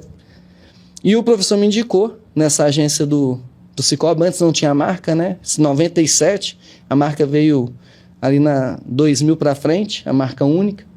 Aí falou, vou te indicar, chama Concred, vai lá e procura, lá o gerente lá chama Abílio, já conversei lá, na época ele trabalhava na Wrangler, né, aquela confecção que tinha, né, marca de roupa. E o dono da Wrangler, diretor, ele vai te indicar lá. E procurei o gerente. Lembro que na entrevista a gente falou assim, ó, tinham só 4 empregados na agência, estava começando, né? Eu queria que ele assinasse o estágio. Aí, falei, vocês vão assinar o termo de estágio? Não, a gente assina, tá, ó, mas aqui você vai fazer faxina pesada. Como é que faxina pesada? Não, você vai ter que lavar o banheiro, limpar o vidro, fazer o café, varrer o chão. Falei, não tem problema. Você vai assinar o meu termo de estágio, eu quero só formar. O que eu vou fazer bem feito. E realmente comecei ali, né, no estágio. Chegava mais cedo, o pessoal chegava para trabalhar, estava tudo limpinho, né? Café pronto, pãozinho com manteiga já passado. Eu fazia bem o café. E quando passado ali mais ou menos uns 3 meses, a agência crescendo, o diretor me chamou, já nós vamos contratar outro. Hoje nem pode falar que estagiário ia fazer limpeza, né? Mas naquela época o estagiário fazia tudo que tinha que fazer. Aí nós vamos contratar outro estagiário, você vai ficar só no administrativo realmente, chamava antigamente de conta corrente. E se tiver alguém para indicar, eu falei, não, ótimo, assim, qual que é o perfil que você, de estagiário? Não, se for igual você, tá excelente. Aquilo para mim fiquei tão gratificante de ficar. E isso aí já foi na Copeng, né? Não, ainda na primeira agência. Depois eu vim fiquei 5 anos, de 97 até 2003, nessa agência de 2003 eu vim para a Copeng também convidado, né? Alguns amigos meus tinham trabalhado na outra agência, veio para a Copeng e me convidou. Lá mais de 20 anos. Desde 2003 eu estou na cooperativa, né? E eu lembro que ainda com o Capitão Rosa, no processo que ele veio me passar uma atividade. Aí, tipo assim, a atividade não era das melhores, né? Mas assim, não, a gente pode contar com você. Eu falei, senhor presidente, se for para varrer o chão, dentro daquela linha, que você for fazer, faça bem feito. Se for para varrer o chão, vai ser o melhor chão varrido que vai ter nessa cooperativa, mas você pode contar comigo. Legal. Então é outro conselho, né? Se você, naquilo que você faça, seja melhor. Se você vai vender pipoca, esquece o que está ao seu redor, o conceito de ser bem sucedido, que às vezes a internet passa, que não é, né? Na vida, às vezes ser bem sucedido é aquela pessoa que às vezes está de cama, é conseguir levantar e ir até o quintal e pegar um sol. Aquilo para ela é ser bem sucedido, é que vai ser bom. Então, legal. Ser bem sucedido se você vai vender pipoca, que seja o melhor vendedor de pipoca, que veja quem que vende da melhor forma, o que precisa para vender. Igual eu já vendi verdura, né? O que faz para vender verdura, né? Eu vendia muito fiado para voltar para casa, né? Eu vou pagar semana que vem. Mas essa... Que não podia, minha meta era, não podia voltar com verdura no carrinho para casa. Então, enquanto... Fazer o melhor, né? Então, antes de passar a palavra para nossa presidente Mirela, tem algumas perguntas que às vezes elas não precisam ser respondidas com palavras. E eu lembro que na hora que eu fiz a pergunta, eu perguntei quem eram vocês e a mensagem que vocês deixam para outros homens. Mas a primeira pergunta já foi respondida, porque quem é o Coronel Santiago é exatamente esse. Acabou de deixar essa mensagem, contar sua trajetória, se emocionar. Esse é o Coronel Santiago, assim como esse é o Jamerson. Grandes homens de valor que construíram legados, estão construindo, né, na verdade ainda, deixando um grande legado de ensinamento, de missão e de fé, né? E eu gostaria de deixar a palavra final para nossa Mirela e pedir a você que fique comigo, que ainda não acabou. Fique aqui, né, Mirela? Nossa! A gente vai sair daqui com um manual de vida, né? De um recálculo de rota, com várias sugestões e dicas assim muito inspiradoras. Eu fecho com uma das que agora também acabei de aprendi várias com os senhores, mas ter a meta clara te ajuda a suportar o processo. E é o que eu vi, assim, nitidamente na vida dos senhores. Os senhores se despojaram de tudo, né? Aprenderam, levaram os seus valores construídos dentro de casa. E aí vem a fundamentação da importância da família, sim, da importância de saber o valor e o significado que cada um tem dentro de casa. E poder passar isso para os seus, né? Com a oportunidade dos filhos que nós tivemos. Mas em toda a caminhada, sempre havia ali a visão para frente, para o alvo. E isso fez com que os senhores suportassem os processos. Tiveram momentos de queda, tiveram momentos onde precisou exercitar a flexibilidade, achei interessantíssimo esse ponto. Momentos onde reconhecer os erros e ser humilde, pedir desculpa. Eu acho assim interessantíssimo. Hoje eu vejo, por exemplo, o desafio que eram nas gerações anteriores para os pais de pedir desculpas. E hoje, como nós temos essa facilidade, porque os nossos filhos têm abertura de pontuar para nós coisas que às vezes a gente acha que está fazendo certo e não está. E eles têm essa abertura, eu pelo menos não tive na minha geração e via isso nos meus colegas. As gerações, elas estão aí para evoluírem. E a gente precisa acompanhar essa evolução, se permitir viver essa evolução. Então, assim, está sendo um presente maravilhoso essa oportunidade. Espero que as pessoas que vão ter acesso a esse podcast aproveitem ao máximo, porque isso daqui, com certeza, eu vejo da contribuição de cada um dos senhores, né? Uma inspiração e um cuidado de Deus com a vida deles e com a vida das pessoas que vão assistir e vão poder se lapidar com tudo isso. Então, fique com a gente aqui, que nós ainda vamos ter a parte B, o Sargento BM Tarcísio e o Sargento Jerônimo já vai vir aqui para compartilhar a história com vocês. Mas antes, vamos dar uma salva de palmas para esses dois homens aqui. E Rodrigo, olha só, passa aí a rodada de eventos desse mês. Fala, Gabi, tudo bem? Quinzena cheia de eventos aí pro Cicobi Copeng, né? No dia 2 nós tivemos o Dia Nacional do Bombeiro. Aí os bombeiros fizeram um evento no auditório JK lá na cidade administrativa, a Copeng esteve lá presente. No dia 3 nós participamos do Café com os Veteranos do 2º BPE em Contagem. No sábado, dia 5, a cooperativa participou do tradicional Arraiá do Fogo, que é um arraiá promovido pelos bombeiros, né, pelos cadetes do curso de oficiais lá da Academia de Bombeiro Militar, e no domingo nós participamos da corrida de 250 anos da Polícia Militar de Minas Gerais. A Copeng foi o patrocinador master, nós apresentamos o evento, fizemos uma área VIP lá para todos os nossos cooperados. No dia 8 nós participamos dos 20 anos do 38º Batalhão. Lá em São João del Rei, nosso presidente foi acompanhado pelo nosso diretor comercial lá representando a cooperativa foi homenageada e homenageou o batalhão também pelo seu 20º aniversário. No dia 10, nós participamos do encontro de veteranos do 1º Batalhão de Bombeiros Militar. O Capitão Rosa recebeu uma homenagem maravilhosa lá pelo nosso cooperado Faceber, né? Foi muito emocionante, eles fizeram uma lembrança ao filho do Capitão Rosa, o Coronel Wesley. No dia 12, nós tivemos 4 eventos. Nós participamos do encontro de motoclubes Motocapital UAI, nós participamos do encontro de veteranos do pelotão 02/83 da BPRB, Batalhão Rodoviário, e ainda 2 festas julinas, a do Colégio Tiradentes de Uberlândia e a do Colégio Tiradentes Argentino Madeira, no Santa Teresa.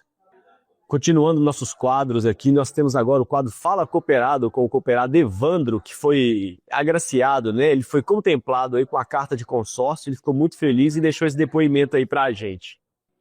Olha, meu nome é Evandro, eu estou aqui já na agência como um empresário da empresa Edcompre, meu PJ aqui da empresa que já tem 5 anos. Para mim foi uma novidade muito grande, porque eu fui apresentado aqui há 5 anos atrás para abrir minha conta por um amigo meu que ele é major. Ele que me trouxe até a agência, ele que me apresentou, e simplesmente eu achei que era só abrir uma conta, porque devido ser uma agência mais no perito de polícia, eu achei que seria meio complicado desconto de boletos, descontos de cheque, para poder, né, a empresa ter um sangue, né, para sobreviver, né, que é os descontos. E aí, conversando com os gerentes, aí conseguiu abrir uma linha de crédito para mim, como descontar meus boletos, para mim poder sobreviver à minha empresa. E o que eu tenho a falar com qualquer um ouvinte, que eu acho que seria uma agência muito bacana para você ter uma empresa aberta aqui com o PJ. Porque tem uma linha de crédito que é um custo barato, né? Que é o mercado lá fora, é bem maior as taxas do que aqui nessa agência que eu movimento há 5 anos.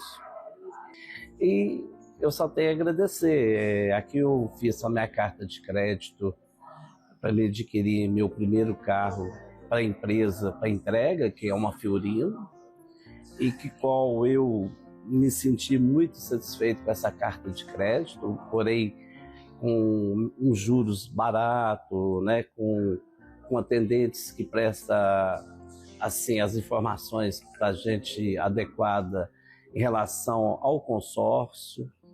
E eu estou muito satisfeito e fui muito feliz com essa carta de crédito, que hoje é meu carro de entrega da minha empresa, por eu ter vindo até a agência para me poder dar um lance.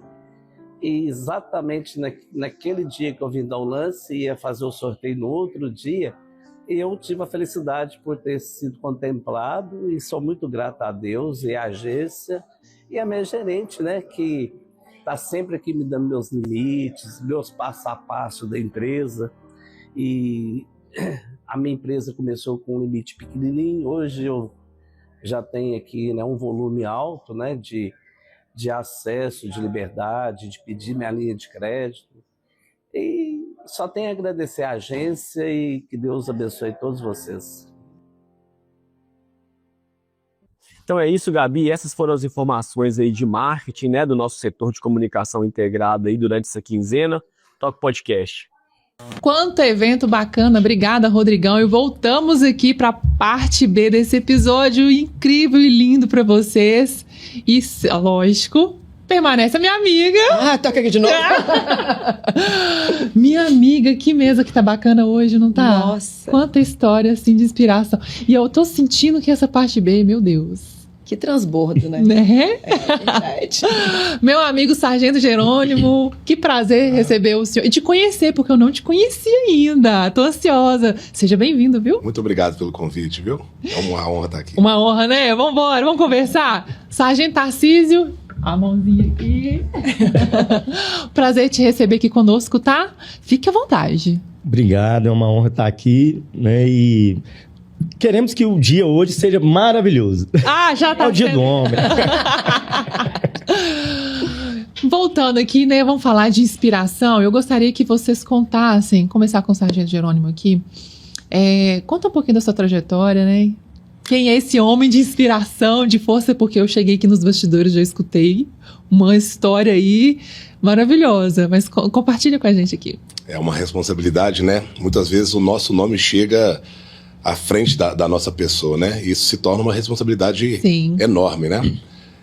O Sargento Jerônimo, eu falo sempre... Hoje eu dou algumas palestras motivacionais na instituição e outras, né? E eu costumo dizer que o Sargento Jerônimo, antes do Sargento Jerônimo veio o Kerley Jerônimo, que é a pessoa que nasceu e deu a esse sargento, deu forma, né? De maneira bem resumida, o Sargento Jerônimo, ele é filho da Salete e do Gladstone, Salete Cabeleireira, que foi uma mãe muito inspiradora pra gente, uma mãe que nos ensinou a ser muito forte. O Sargento Jerônimo...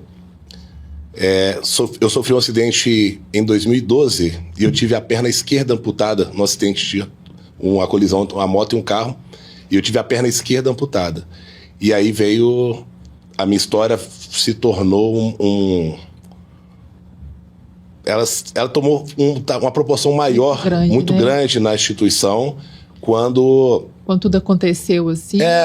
E porque você sofreu um acidente e já logo amputou, como é que foi isso, assim? Isso, eu fiquei durante um tempo ali na UTI, com aquela luta, se amputa, não amputa a perna, tentando salvar o membro, só que na ocasião já estava no batalhão de choque.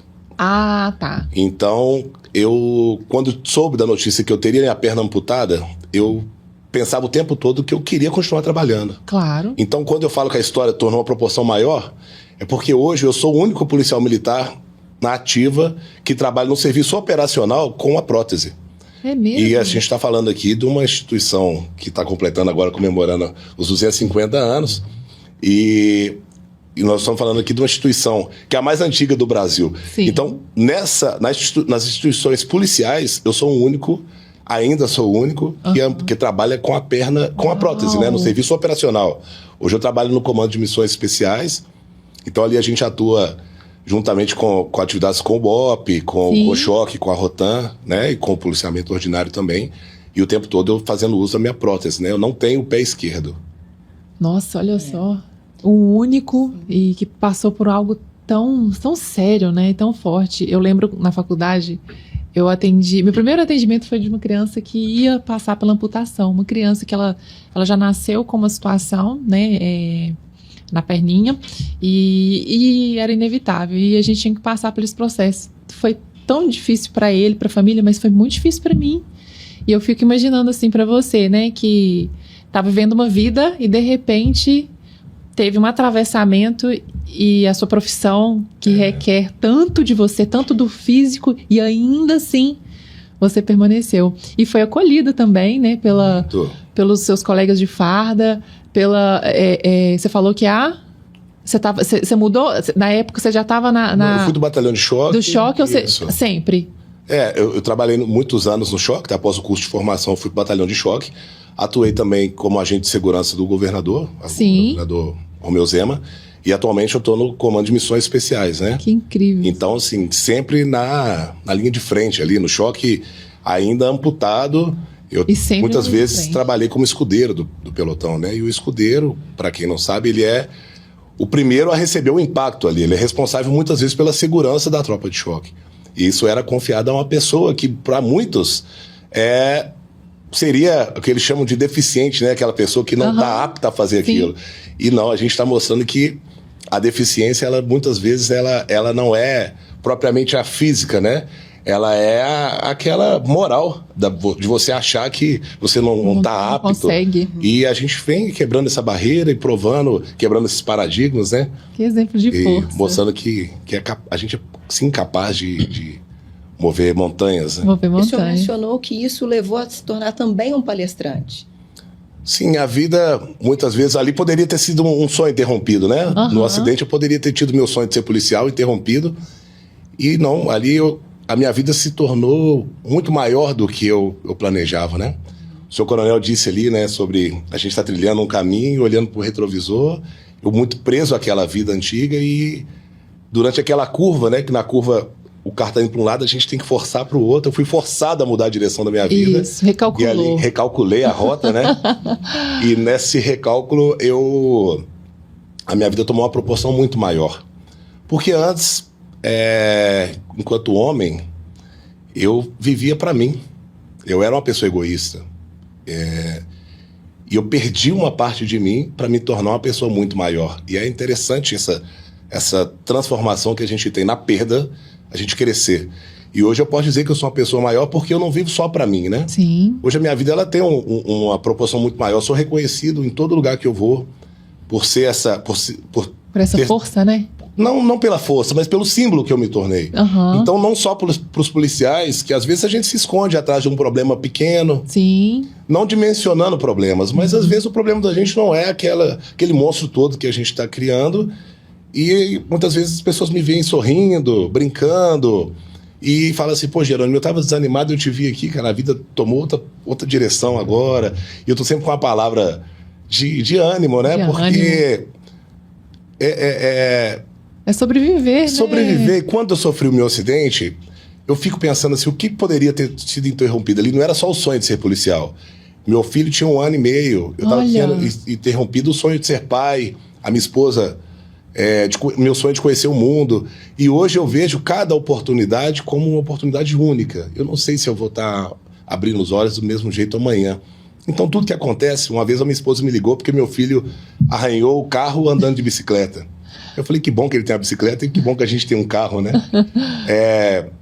Parece utopia a gente ver a vida dessa forma, né? Como sempre tirando algo positivo, mas é uma maneira que eu escolhi ser. E quando eu saio um pouco dessa rota, né? Deus me coloca na rota de novo, ele recalcula ali, igual o aplicativo faz, né? Falou, opa, tem um congestionamento ali à frente, é melhor você mudar essa rota. E eu sinto muito isso, né? Eu não sou uma pessoa muito religiosa, Mas eu sinto a ação de Deus na minha vida quando muitas vezes os sinais aparecem. Eu acredito que estar aqui hoje é um desses sinais, é uma oportunidade muito, muito grande de estar falando com pessoas que muitas vezes não teriam acesso à minha história. Às vezes, por um exemplo, nós tivemos ali pessoas que vieram da simplicidade, o colega que trabalhou fazendo faxina, eu também já fiz muito isso, e a gente nunca pensa, né? Poxa, eu tô aqui na minha humildade, será que um dia eu vou ser uma pessoa importante? Eu, enquanto soldado, eu palestrei várias vezes para coronéis, para outras instituições, e quando eu entrei na polícia, né? A polícia é gigantesca do jeito que é, eu nunca me imaginava nessa posição, né? Então, são sonhos que Deus coloca na nossa vida, né? É legal isso aí. Vocês falaram antes sobre ter as metas para poder... Ter as metas assim, claras para te ajudar a suportar o processo, né? Sim. E olha que difícil é você não ter essas metas, você nem imaginar que existem essas metas, isso simplesmente aparecer na sua vida. Mas não simplesmente aparecer como algo que vai embora, mas aparece como uma nova oportunidade. Que vai marcar para todos sempre. Que vai marcar para todos sempre. Isso aí. E é legal isso, porque foi através de uma perda, você se reinventou, e o leque de oportunidades que apareceram na sua vida, né? Hoje, quantas coisas você faz que, inclusive, contribuem na vida do outro, de outras pessoas, outros militares, e através de uma perda, através de algo que atravessou a sua vida ali, né? Que legal isso, assim. E é bom, quando a gente estava falando sobre isso na parte A, né? Sobre você ver a situação, se vitimizar ou a casca grossa e avançar, né? Não, e assim, o que eu acho interessante é porque é o seguinte, a gente vive num mundo hoje, tudo que a gente tem a oportunidade de ouvir na velocidade 2, e se não tiver a 3, se tivesse a 3, a gente estava ouvindo também, porque a gente está com uma dificuldade de estar no momento presente. E dentro do que o senhor falou, o senhor me trouxe essa reflexão. Eu aprendi a viver o momento presente, a dar uma nova perspectiva para o momento presente. Sim. E a trazer para o momento presente imagens de graça. O meu filho arranhou o carro. Que bom que nós temos um carro, que bom que ele tem uma bicicleta, que bom que meu filho está com saúde. É ver das situações presentes momentos de graça. Isso tudo está aqui, né? Como que a gente que controla esses pensamentos.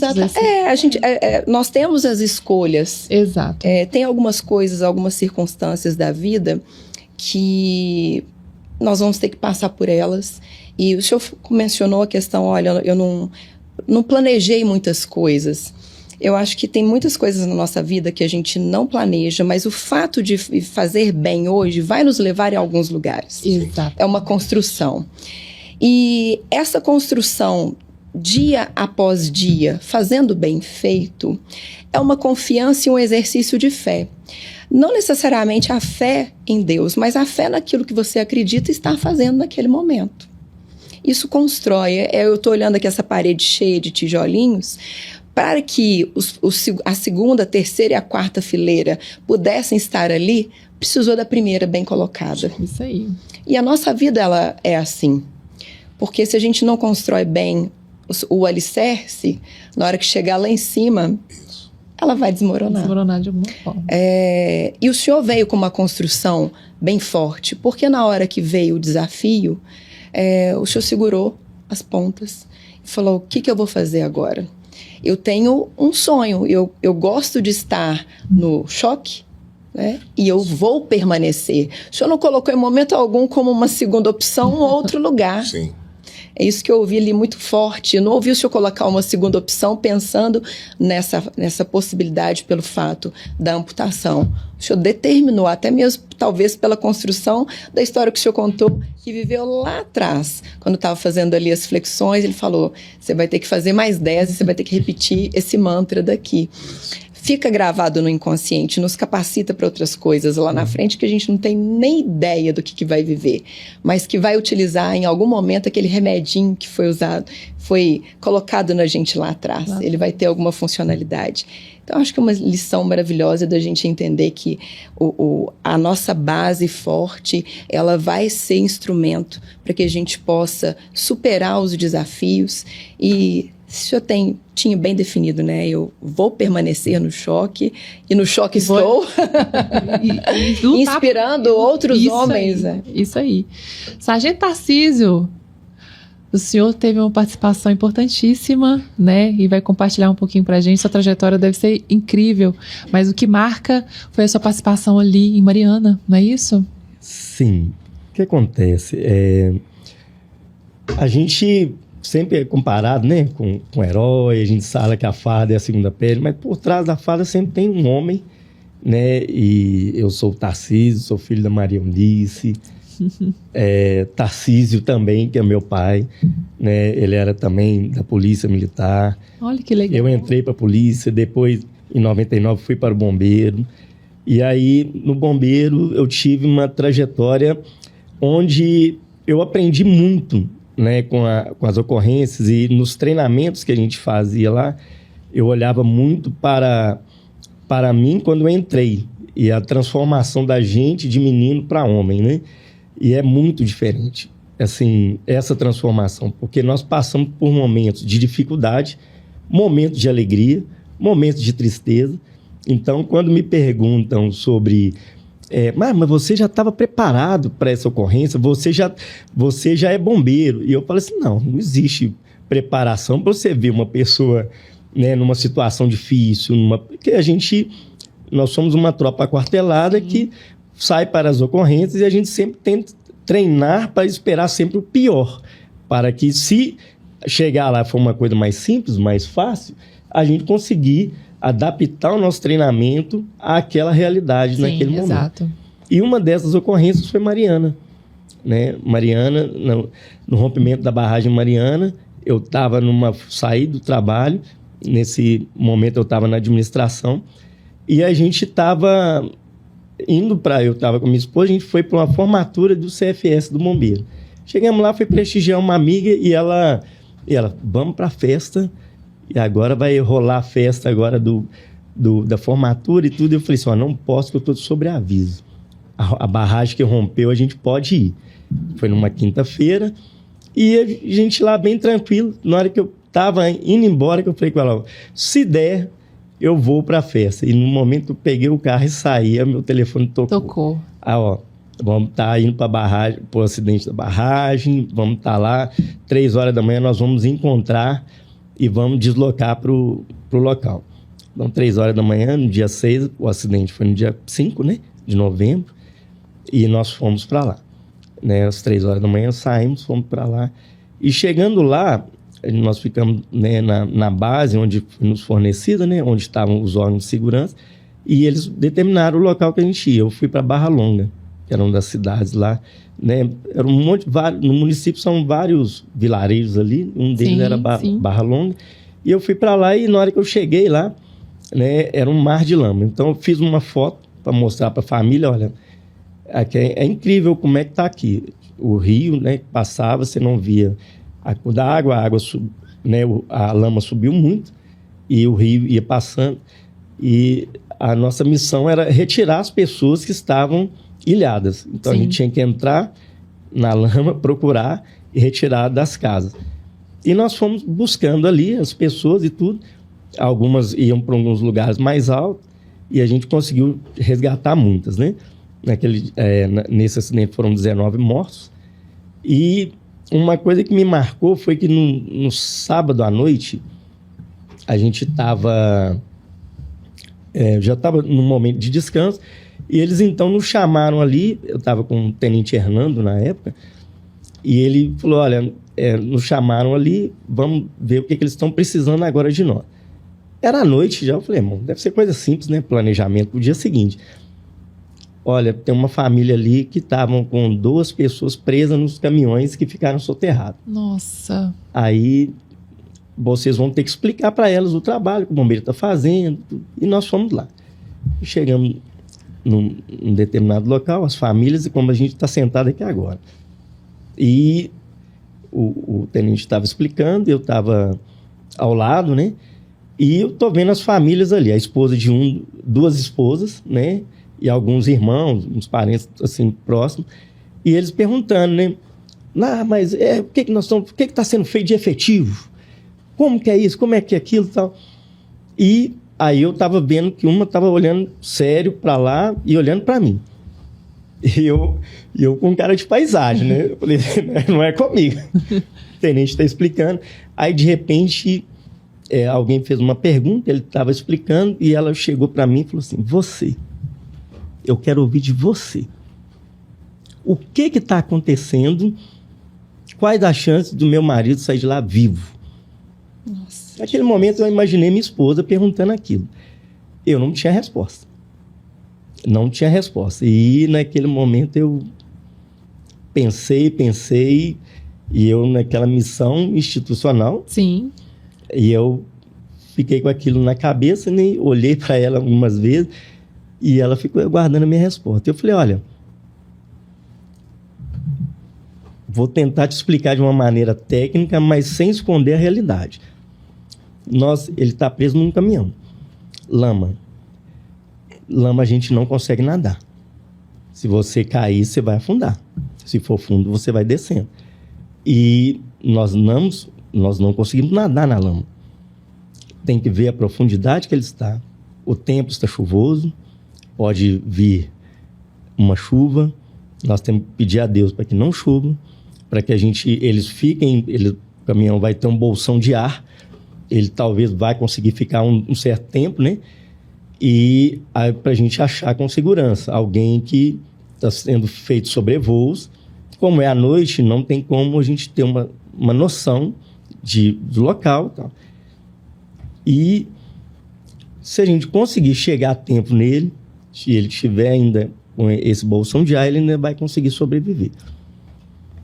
E então agora é pedir a Deus. A nossa parte nós estamos fazendo. Nós estamos tendo gente lá para entrar, né? Nós estamos agora aqui no momento de descanso, mas tem outras pessoas que já estão continuando as buscas. Ok, é só isso que eu precisava. Então já posso esperar que eu não acho ele com vida. Eu falei, não posso afirmar que sim, mas também não posso afirmar que não. O meu coração pedia para que a gente encontrasse com vida. Infelizmente não deu. Foi um dos momentos que me marcou muito. E a gente vai aprendendo nesses momentos de dor do outro a tentar o máximo possível confortar essa pessoa. E na minha trajetória de bombeiro, a gente saía, às vezes, de um momento ruim desse e ia para um momento onde a gente estava com uma pessoa grávida tendo o nascimento de uma filha. Isso já aconteceu comigo. Não nesse momento ali, né? Lá eu estava por conta. Mas já aconteceu. De você retirar uma pessoa sem vida, sair dali e ir para uma outra onde você realmente conseguiu ajudar e interferir no curso da vida dela e ela sair com vida, né, naquela situação difícil que ela estava. Então, assim, ser bombeiro, ser policial militar, a gente usa uma segunda pele, sim, verdade. Mas por trás existem sentimentos e a gente tem que trabalhar isso na gente. Eu não posso levar para casa as ocorrências, né, que me fazem difíceis, que são tristes, que me fazem ficar triste, porque eu tenho que me preparar para aquela situação. Agora, eu não sou um bom contador de história. Não, tá ótimo. Mas tem uma situação onde nós fomos num acidente e no EPA ali na Cristiano Machado, em frente ao EPA. O cara bateu o carro ali, ficou preso às ferragens. Nessa época eu estava no resgate. E na hora que nós fomos retirar ele, né, que o pessoal do salvamento já tinha desencarcerado, eu vi que o pé dele ainda estava preso próximo ao pedal. Então eu chamei um colega e falei, tem que cortar o pedal. Ele cortou o pedal. E na hora que nós fomos puxar, só estava na pele. E aquilo ali, aí retiramos, colocamos. Já tinha um médico, nós colocamos na prancha. Aí o médico entrou com a gente, nós fomos com o resgate até o João dos Três. Tranquilo. No dia seguinte, né, uma coisa bem ruim, né? Aí um amigo chegou, me abordou, né? Eu saindo de serviço, aí falou, nossa, fui lá no EPA comprar um negócio e um cara lá comentando do acidente, vocês que estavam? Eu falei, era a gente que estava. Ah, tá. Nossa, cara, ele falou assim, o bombeiro chegou com um tesourão lá e cortou o pé do cara. Nossa! Aí nós olhamos e falei assim, Nossa! a situação do cara. Então, assim, de um momento difícil, de fragilidade da pessoa, o outro levou essa situação. E nós falamos assim, cara, telefone como é que o cara viu o bombeiro cortando isso? Se eu estava lá e nós retiramos e tudo, eu falei assim, imagina quando isso vai para as pessoas. Exatamente. Né? Então, assim, até para isso a gente toma cuidado no trabalho da gente. Por quê?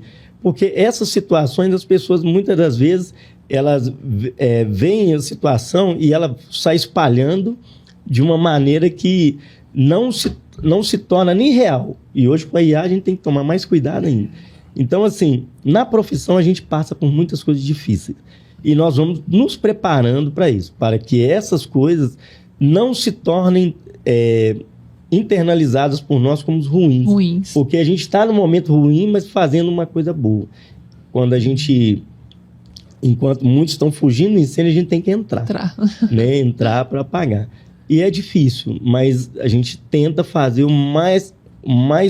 tentar treinar de maneira mais forte possível para que o momento se torne ali, uma ocorrência se torne mais fácil. Entendi. Né? Então a gente treina muito para que o treinamento nos dê o combate, treinamento difícil, combate fácil. Isso aí. E sabe o que eu percebo, Mirella, assim, conversando com eles, que o homem, né, ele é exemplo de força, principalmente de força física e de força mesmo, né? Mas eu vejo presente uma sensibilidade, né, principalmente pela profissão, onde atuam, aquela sensibilidade de olhar para o outro, para as ocorrências que atende, para si mesmo, né, e quanto que isso é importante, assim, né? Uma habilidade de lidar com as emoções, porque numa situação dessa, né, esse olhar, olho no olho, me diga o que realmente vai acontecer. E utilizar de técnicas e da verdade.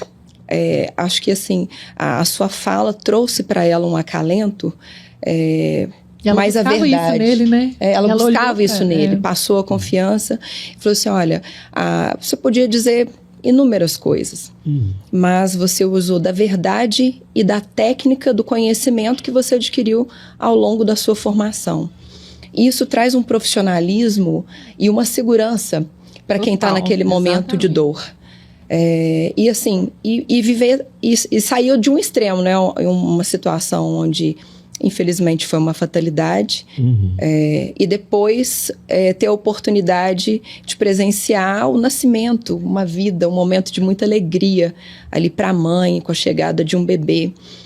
E tentar achar o ponto de equilíbrio, né? Porque são situações que os senhores saem de casa a serviço da vida do outro, doando a si mesmo. Mas que exige depois, com a oportunidade de voltar para casa, encontrar o ponto de equilíbrio para viver bem com a família. Então, eu acho que é uma profissão que exige uma entrega e uma presença divina que derrama uma sabedoria muito grande. Nossa, porque é necessário, assim, né? Totalmente, né? Porque para poder conseguir entregar não é fácil. Eu sou pai de 2 filhos, né? Um está com 23 e a minha filha está com 18. Abner e Manuela. E assim, e voltando de uma ocorrência uma vez, eu chegando em casa, né? Foi uma ocorrência um pouco ruim, né? Onde nós tivemos perda de crianças. E eu cheguei em casa e abracei ele, ficou me olhando assim, falei: filho, nunca se esqueça, eu te amo demais, te amo muito. E aquilo ali eu guardei muito para mim, porque a família, ela acaba vindo num momento onde a gente sai de uma situação ruim, chega em casa, você vai buscar o conforto ali. Então, assim, a esposa, os filhos, eles vivenciam tudo que você acaba vivendo na rua. Por mais que você não queira levar para casa, você é a mesma pessoa. Não tem então, como. Mesmo que você não conte a ocorrência, mas o seu sentimento está ali. E muitas isso vezes você leva para casa. E aí você conta com o apoio da família. Com certeza. Assim como dos amigos. Acontece de você enfrentar um problema na rua e chegar em casa também tem um problema, né? Claro. Então, não que eu, por exemplo, já aconteceu de estar enfrentando ali no pelotão de choque formado, os manifestantes arremessando pedra, garrafa, e cessada ali a agressão, resolveu o problema, resolveu a manifestação. Pelotão liberado, vamos para casa. Chega em casa a esposa, olha, o gás acabou, o cachorro tá passando mal, o carro parou, e o carro tá parado aqui no meio da Via Expressa, o que eu faço, né? Então é difícil a gente manter esse equilíbrio. E para isso a gente precisa cuidar bastante da nossa saúde emocional. Eu tô com uma terapia agendada para amanhã, e foi engraçado que a minha esposa perguntou assim, tá tudo bem? Você quer dividir isso comigo? Eu falei, amor, tá tudo bem. É só uma prevenção, né? É um cuidado que a gente tem que ter. Nós viemos de uma geração em que os pais, os homens, né? Eles não... Hoje eu abraço meu filho e falo, filho, eu te amo. Eu acho que dificilmente o senhor deve ter passado por uma experiência assim com o pai, né? Porque o pai era mais... fechado. O pai era mais fechado, o pai era de trabalhar e prover, né? Alimento, essas coisas. E a mãe que dava o amor. Hoje a mãe também trabalha. Hoje o pai, ele chora, eu choro na frente do meu filho. Claro. Tô chateado. Aconteceu ocorrência X e eu perdi um colega. Tô chateado. Mas você conhecia ele, pai? Não conhecia, mas me coloco no lugar dele. A gente vê os vídeos, muitas vezes eu coloco a viúva no lugar da minha esposa, no lugar da viúva, e a gente consegue se colocar no lugar do outro, né? Então é um cuidado que a gente tem que ter, essa manutenção, esse zelo conosco, para que a gente possa cuidar de outras pessoas, né? Nós somos pessoas de carne e osso, vistos como super-heróis, né? Eu tenho um vídeo com meu filho institucional do Dia dos Pais, e que ele fala, eu sou o Gabriel e eu sou filho de um herói. Ai, que lindo. Só que é um herói que sangra, né? É um herói que tem que tomar um cuidado, que tá aqui usando um colete balístico. Que não é imortal, não né? Não é imortal. Né? E além do policial, por baixo dessa farda, como o senhor disse, é uma pessoa que tem ali suas falhas, seus medos, né? Seus desafios. Nós somos preparados, sim, tecnicamente, para deparar com essas situações. Eu trabalhei na barragem de Brumadinho também. Estava em casa de madrugada, meu telefone tocou. Estourou uma barragem, eu estava dormindo, nem vi com a barragem estava tocando, acionou a minha viatura, já tinha trabalhado o dia inteiro, fui acionado, acho que umas 2 horas da manhã. Olha só. E não sabia quando eu voltava, e a esposa preocupada, peraí, ele foi para a região de barragem, será que tem perigo? Tinha aquele risco de romper em outras, né, em outras áreas. Sim. E ali as pessoas começaram, depois que as barragens foram estouradas, algumas começaram a saquear estabelecimentos, casas, porque as pessoas deixaram as casas e ali bandidos vinham para poder saquear as pessoas nesse momento. E aí você estava lidando com pessoas que muitos perderam parentes, não sabiam como estavam os parentes, mas também com cidadãos infratores naquela situação ali. Então aproveitando a situação. A gente sai de um salvamento para poder gerar uma vida, de uma perda de uma pessoa, para poder fazer um parto, como disse o coronel, né? Então, é um serviço que a gente precisa, sim, cuidar do nosso mental. Sim. Nossa, o senhor falou algo extremamente importante, relevante, porque cuidar da saúde mental, investir um tempo para isso é fundamental. O autoconhecimento. E ele vem através deste meio também. Sim. É um momento de escuta que muitas vezes a gente não tem na nossa rotina. Muitas vezes, às vezes a gente, até numa mesa como essa, perguntar quem somos. Muitas vezes nós conseguimos falar sobre a nossa origem e os nossos gostos, mas na essência, quem de fato somos? E o canal da análise, da psicanálise, ele nos permite um momento de escuta ativa de nós mesmos, de falar e ouvir sobre si. Coisa que na rotina você não vai ter tempo. Quem para diante, talvez, de um espelho e fica ali 1 hora falando de si mesmo ou se investigando?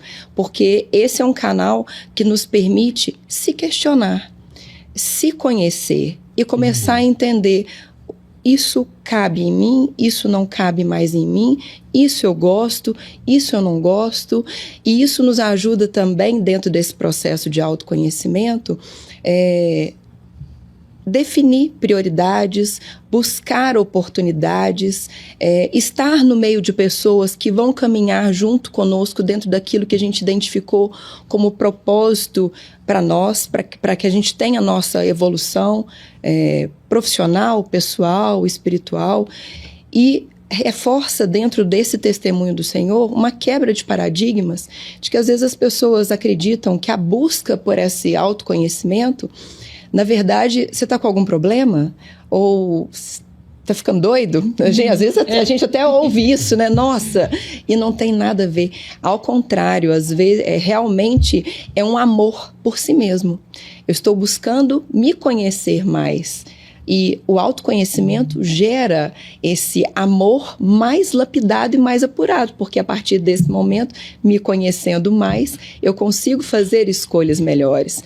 E é importante esse testemunho do Senhor, porque pode, talvez hoje, pessoas que estão com alguns problemas e que buscaram, às vezes, através do esporte, buscaram através do trabalho, da família, um acalento e ainda não conseguiram, mas talvez, através da análise, vão conseguir. Por isso que existem os profissionais, para isso. Exatamente. E é como, à medida que você foi falando, é como cuidar, fazer atividade física.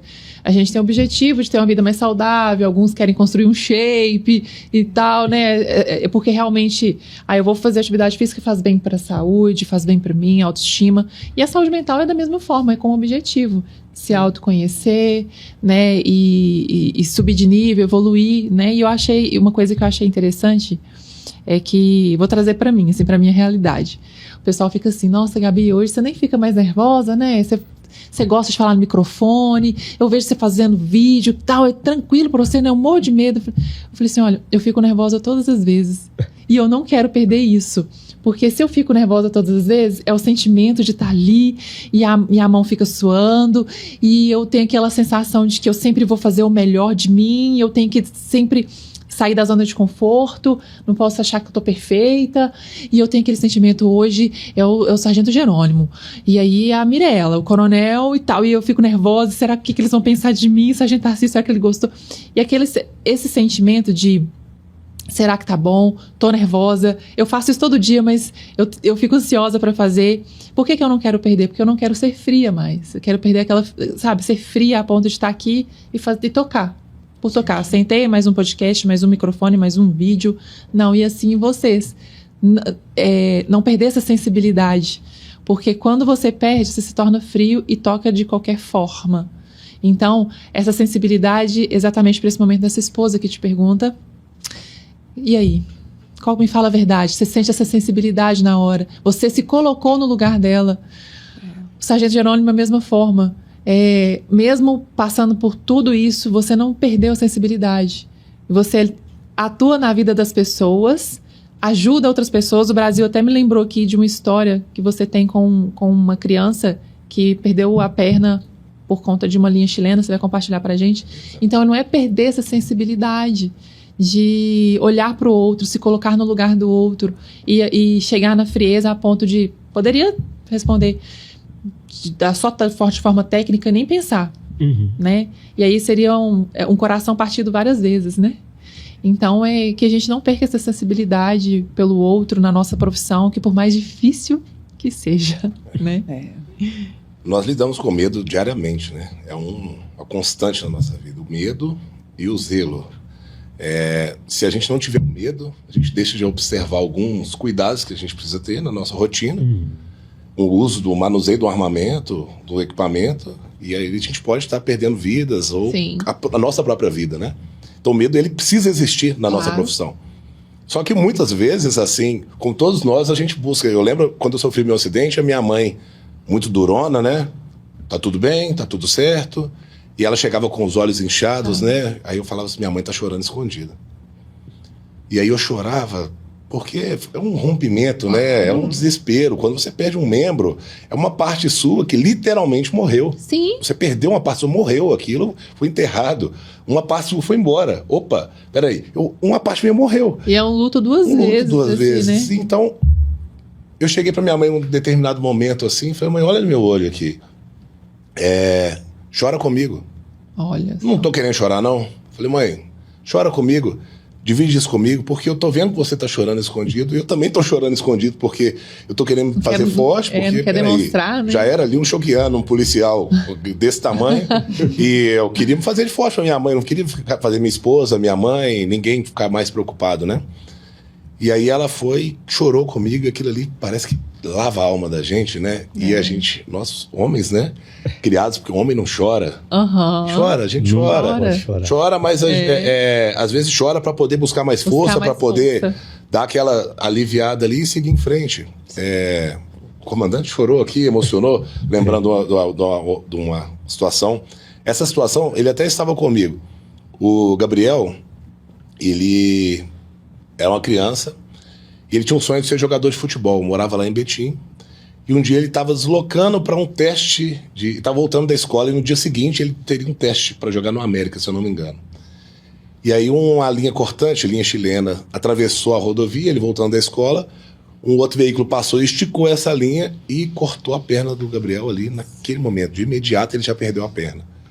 E aí nós estamos falando de um jovem, ele devia ter seus 14 anos, com um sonho, ele já era um menino bom de bola, e aí ele teve seu sonho interrompido. E ali a minha vida, durante muito tempo eu falava isso, eu lembrava do meu período de amputação, a memória vinha em preto e branco, eu não sei nem explicar isso. Talvez eu possa conversar isso com a psicóloga, né? Por que a minha memória era em preto e branco, né? É interessante. E aí nós fomos fazer essa visita pro Gabriel, porque gerou uma comoção, saiu em vários veículos de imprensa, nós fomos lá fazer uma ação. O Gabriel não me conhecia.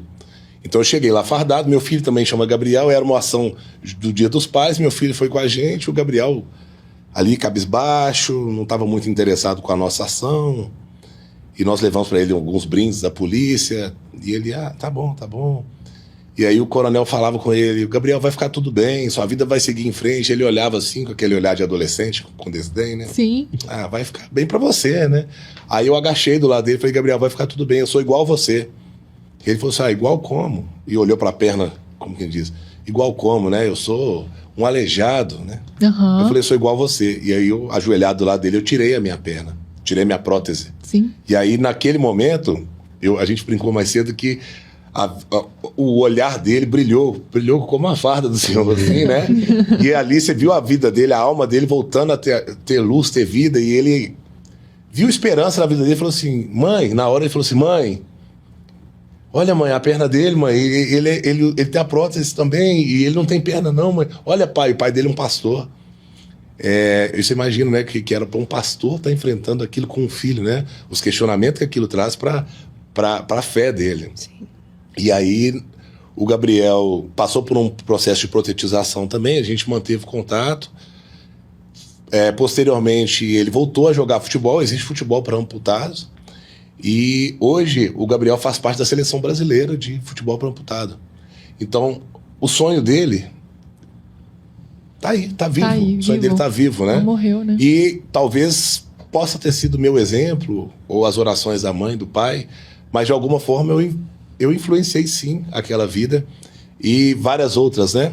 Agora, se eu não tivesse tido o cuidado de estar bem para poder chegar com ele, claro, de poder despir da minha vaidade, de mostrar minha prótese, porque tem muita gente que pergunta, você tem vergonha? Não tenho vergonha. Não é algo que eu me orgulhe, mas vergonha eu não tenho. A gente, depois que passa por esse processo, a gente começa a conhecer, né? Olhar mais para o lugar do outro. Antes eu era muito individualista. E passei a olhar, mesmo policial, eu era individualista. E depois que a gente passa por isso, eu como sou alto, é interessante falar isso, porque eu sempre olho para as pessoas de cima para baixo. Não por uma grandeza, mas por questões de estatura. Quando eu fiquei sentado na cadeira de rodas, eu fiquei um tempo na cadeira porque eu não conseguia ficar em pé. Durante o meu acidente eu perdi muito sangue. E aí na cadeira eu olhava para as pessoas de baixo para cima. E esse processo de olhar para as pessoas de baixo para cima, quando as pessoas olhavam para cima, de cima para baixo para mim, naquele olhar tinha pena, porque elas não tinham que me falar. Sim. E eu falava assim, eu vou ficar forte, eu vou ficar bem, para que quando alguém chegar para mim, para me falar alguma coisa, para me consolar, eu que vou consolar essa pessoa. Então, eu tive o meu processo, hoje eu visito algumas pessoas em hospital, faço visita, palestra motivacional, mas eu sempre falo isso, respeite o seu momento, respeite o seu processo, porque você não pode atropelar processos, porque senão lá na frente isso vai te fazer falta. Eu, graças a Deus, não tive esse problema, já estava com a base forte, tive minhas dificuldades, usar prótese não é uma coisa fácil, mas ali eu redescobri muitas coisas.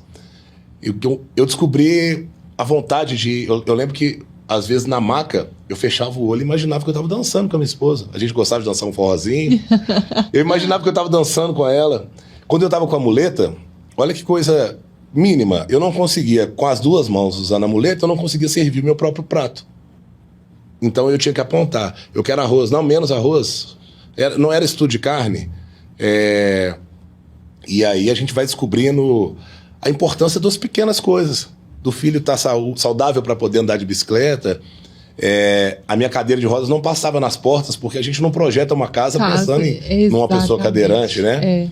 Então, a nossa forma de enxergar o mundo, não só de olhar de baixo para cima, de cima para baixo, mas olhar para o lado, né? Mudou muito. E não desejar dependência também. Sim. Não querer a dependência do outro. A gente conhece muito, senhor sargento, depois que entra nesse processo de uma pessoa amputada, você conhece pessoas que ali começam a praticar o esporte, uma natação. É engraçado que as pessoas chegam e falam assim, você está na Paralimpíada por quê? Aí eu falo assim, por que você não está correndo uma maratona? Isso aí. Por que eu que tenho que ser o para-atleta e você não? Peraí, eu que não tenho uma perna tenho que ser atleta e você, o que está te faltando? Por que você está projetando isso para mim, né? É um confronto, assim, para Nossa, mudar. Que pergunta, hein? Uma história, acho que o nosso tempo está encerrando, mas buscando esses esportes, eu estou sempre me desafiando. Então eu pensei assim, qual o esporte que eu posso fazer agora? Já fiz de tudo um pouco de esporte. E aí eu fui buscar o futebol americano. Olha, eu vou jogar futebol americano, né? E aí no futebol americano eu cheguei lá para as pessoas, não foi o futebol americano para pessoas amputadas não, fui para pessoas sem deficiência. Sim. E aí eu cheguei lá com a prótese de corrida, e todo mundo admirado, que legal, ele se sente válido, ele se sente um de nós, que legal, tirou uma foto comigo, olha como sua prótese é bonita, parabéns, bati a palma, isso aí, força, legal. Só que era uma seletiva, para 60 pessoas e talvez 400 ali, disputando aquelas vagas. Eu fiquei dentro das vagas. Quando eu ocupei as vagas das pessoas que não tinham a deficiência, eles foram lá na comissão avaliadora e falou assim, mas ele não pode jogar com a gente não, porque ele tinha que jogar com as pessoas com deficiência. Essa perna dá vantagem para ele. Olha como que a pessoa se coloca num local de mediocridade para poder apontar para o outro algo que a pessoa conseguiu fazer melhor com ela em piores condições. Né? Então a gente tem que tomar muito cuidado com isso. O coronel disse muito bem quando ele disse, a gente tem que se retirar de alguns lugares que não nos cabem mais, né? Tomar alguns cuidados com isso. Isso serve muitas vezes para os nossos amigos, né? E é um ato de coragem isso, é um ato de coragem. Nós homens, nós temos muitos amigos ali que às vezes estão fazendo coisas que a gente não concorda, mas o homem não fala com o outro homem assim, cara, isso não tá legal, né? A gente não tem esse cuidado porque vai ser tido como um babaca. Agora você tá defendendo essas causas. E não é isso, né? A gente dá o toque no amigo. Ser amigo, né? Se colocar no lugar cuida dele. Da sua saúde, cuida da sua família. Cuida do seu espiritual, e é um cuidado que a gente tem que ter. E assim, caminhando para o fim, tá muito legal assim, ouvir vocês falando, sabe? Eu gostaria de ouvir de vocês a mesma pergunta que eu fiz pro Coronel Santiago e pro Jamerson. Qual que é a mensagem que vocês deixam pros colegas de farda e pros homens que escutam vocês aqui hoje?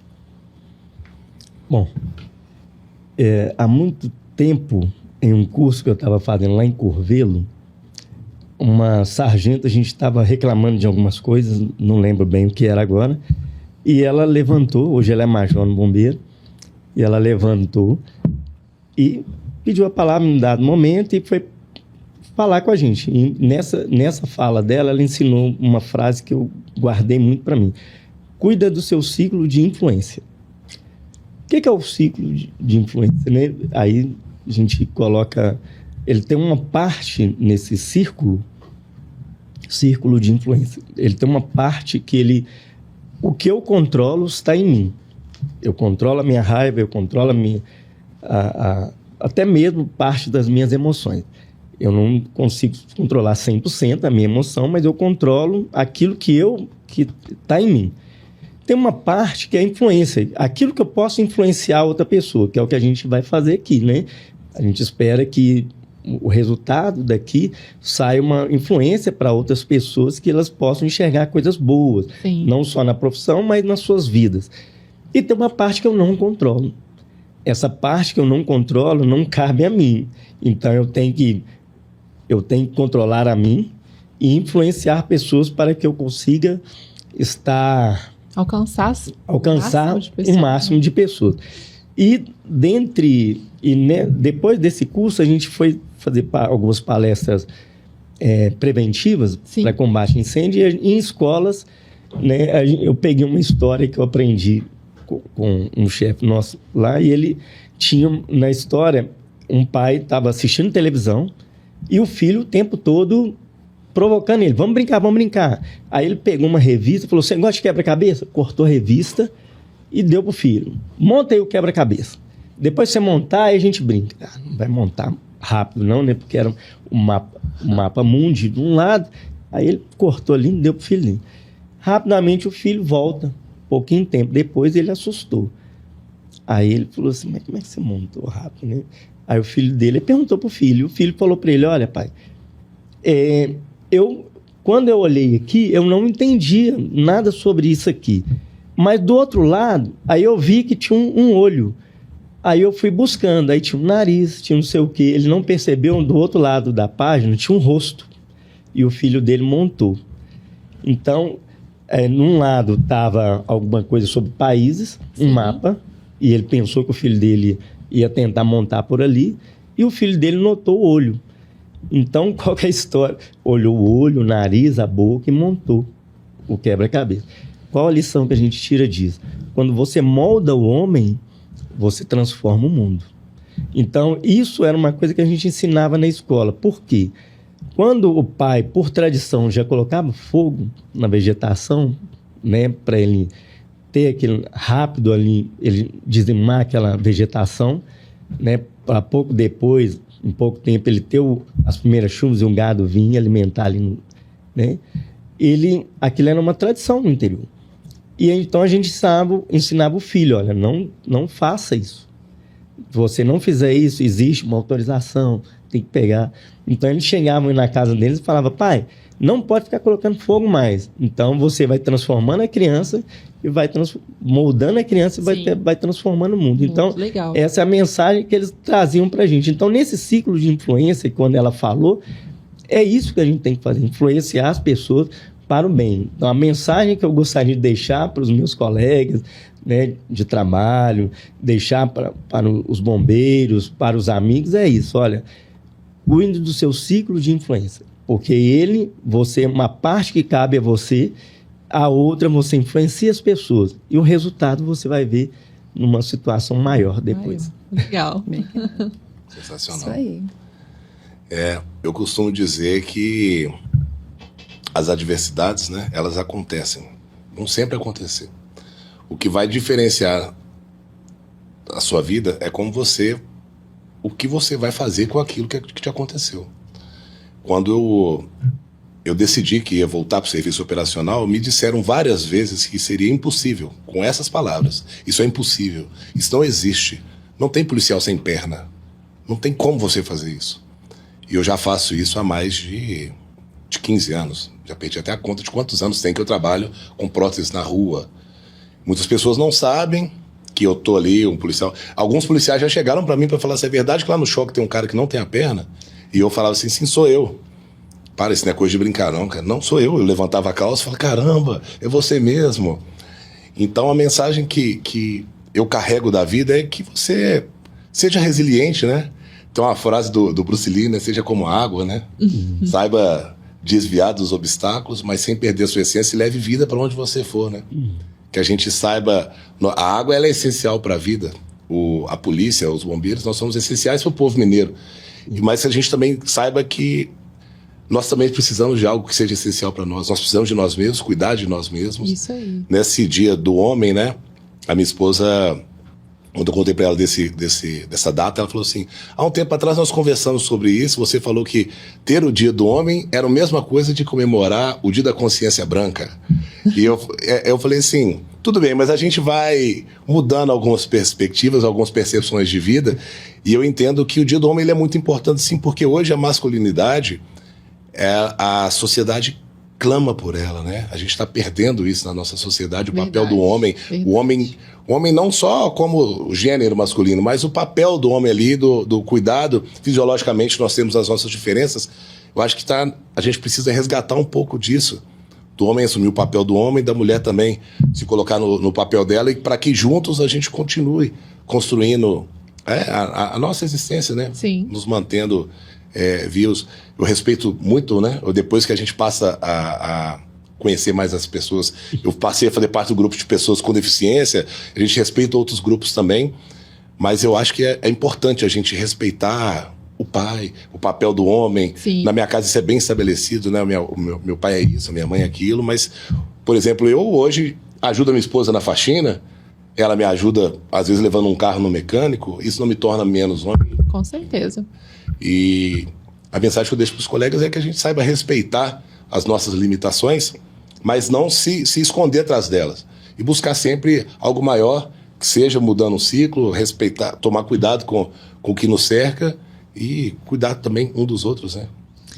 Olha, hoje foi um dia incrível, assim, conhecer a história de cada um de vocês e a essência de vocês, como pessoa e como profissional da farda.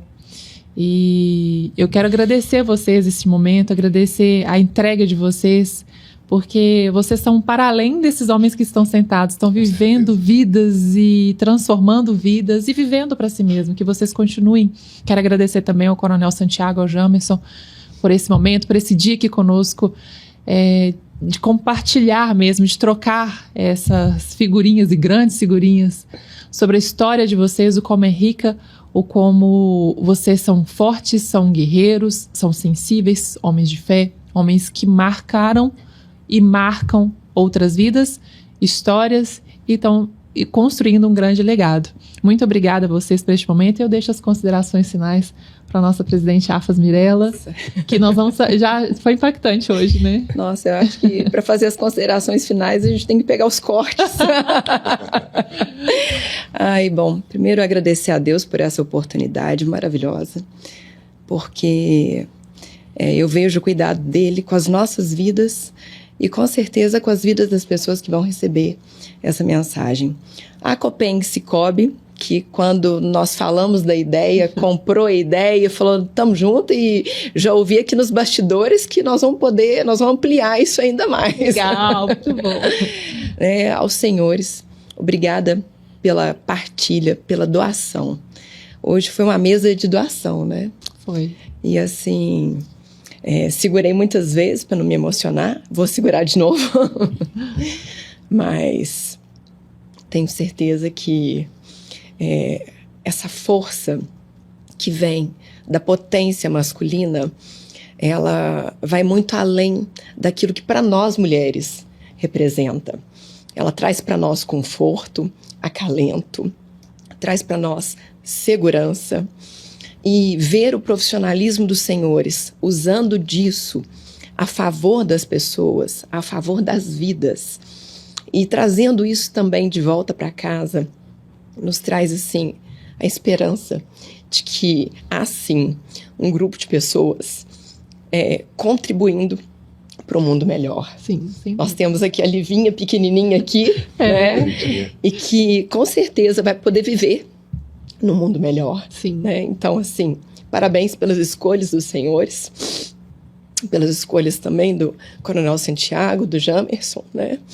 E que, assim, as pessoas se deleitem nisso e aproveitem dessa oportunidade para quem estava triste aí e achando que não tinha uma luz no final do túnel, né? Tem muita luz, tem muitas histórias para serem inspiração para nós, para que as pessoas possam viver, né, aquilo que o Senhor planejou, que é bom, perfeito e agradável.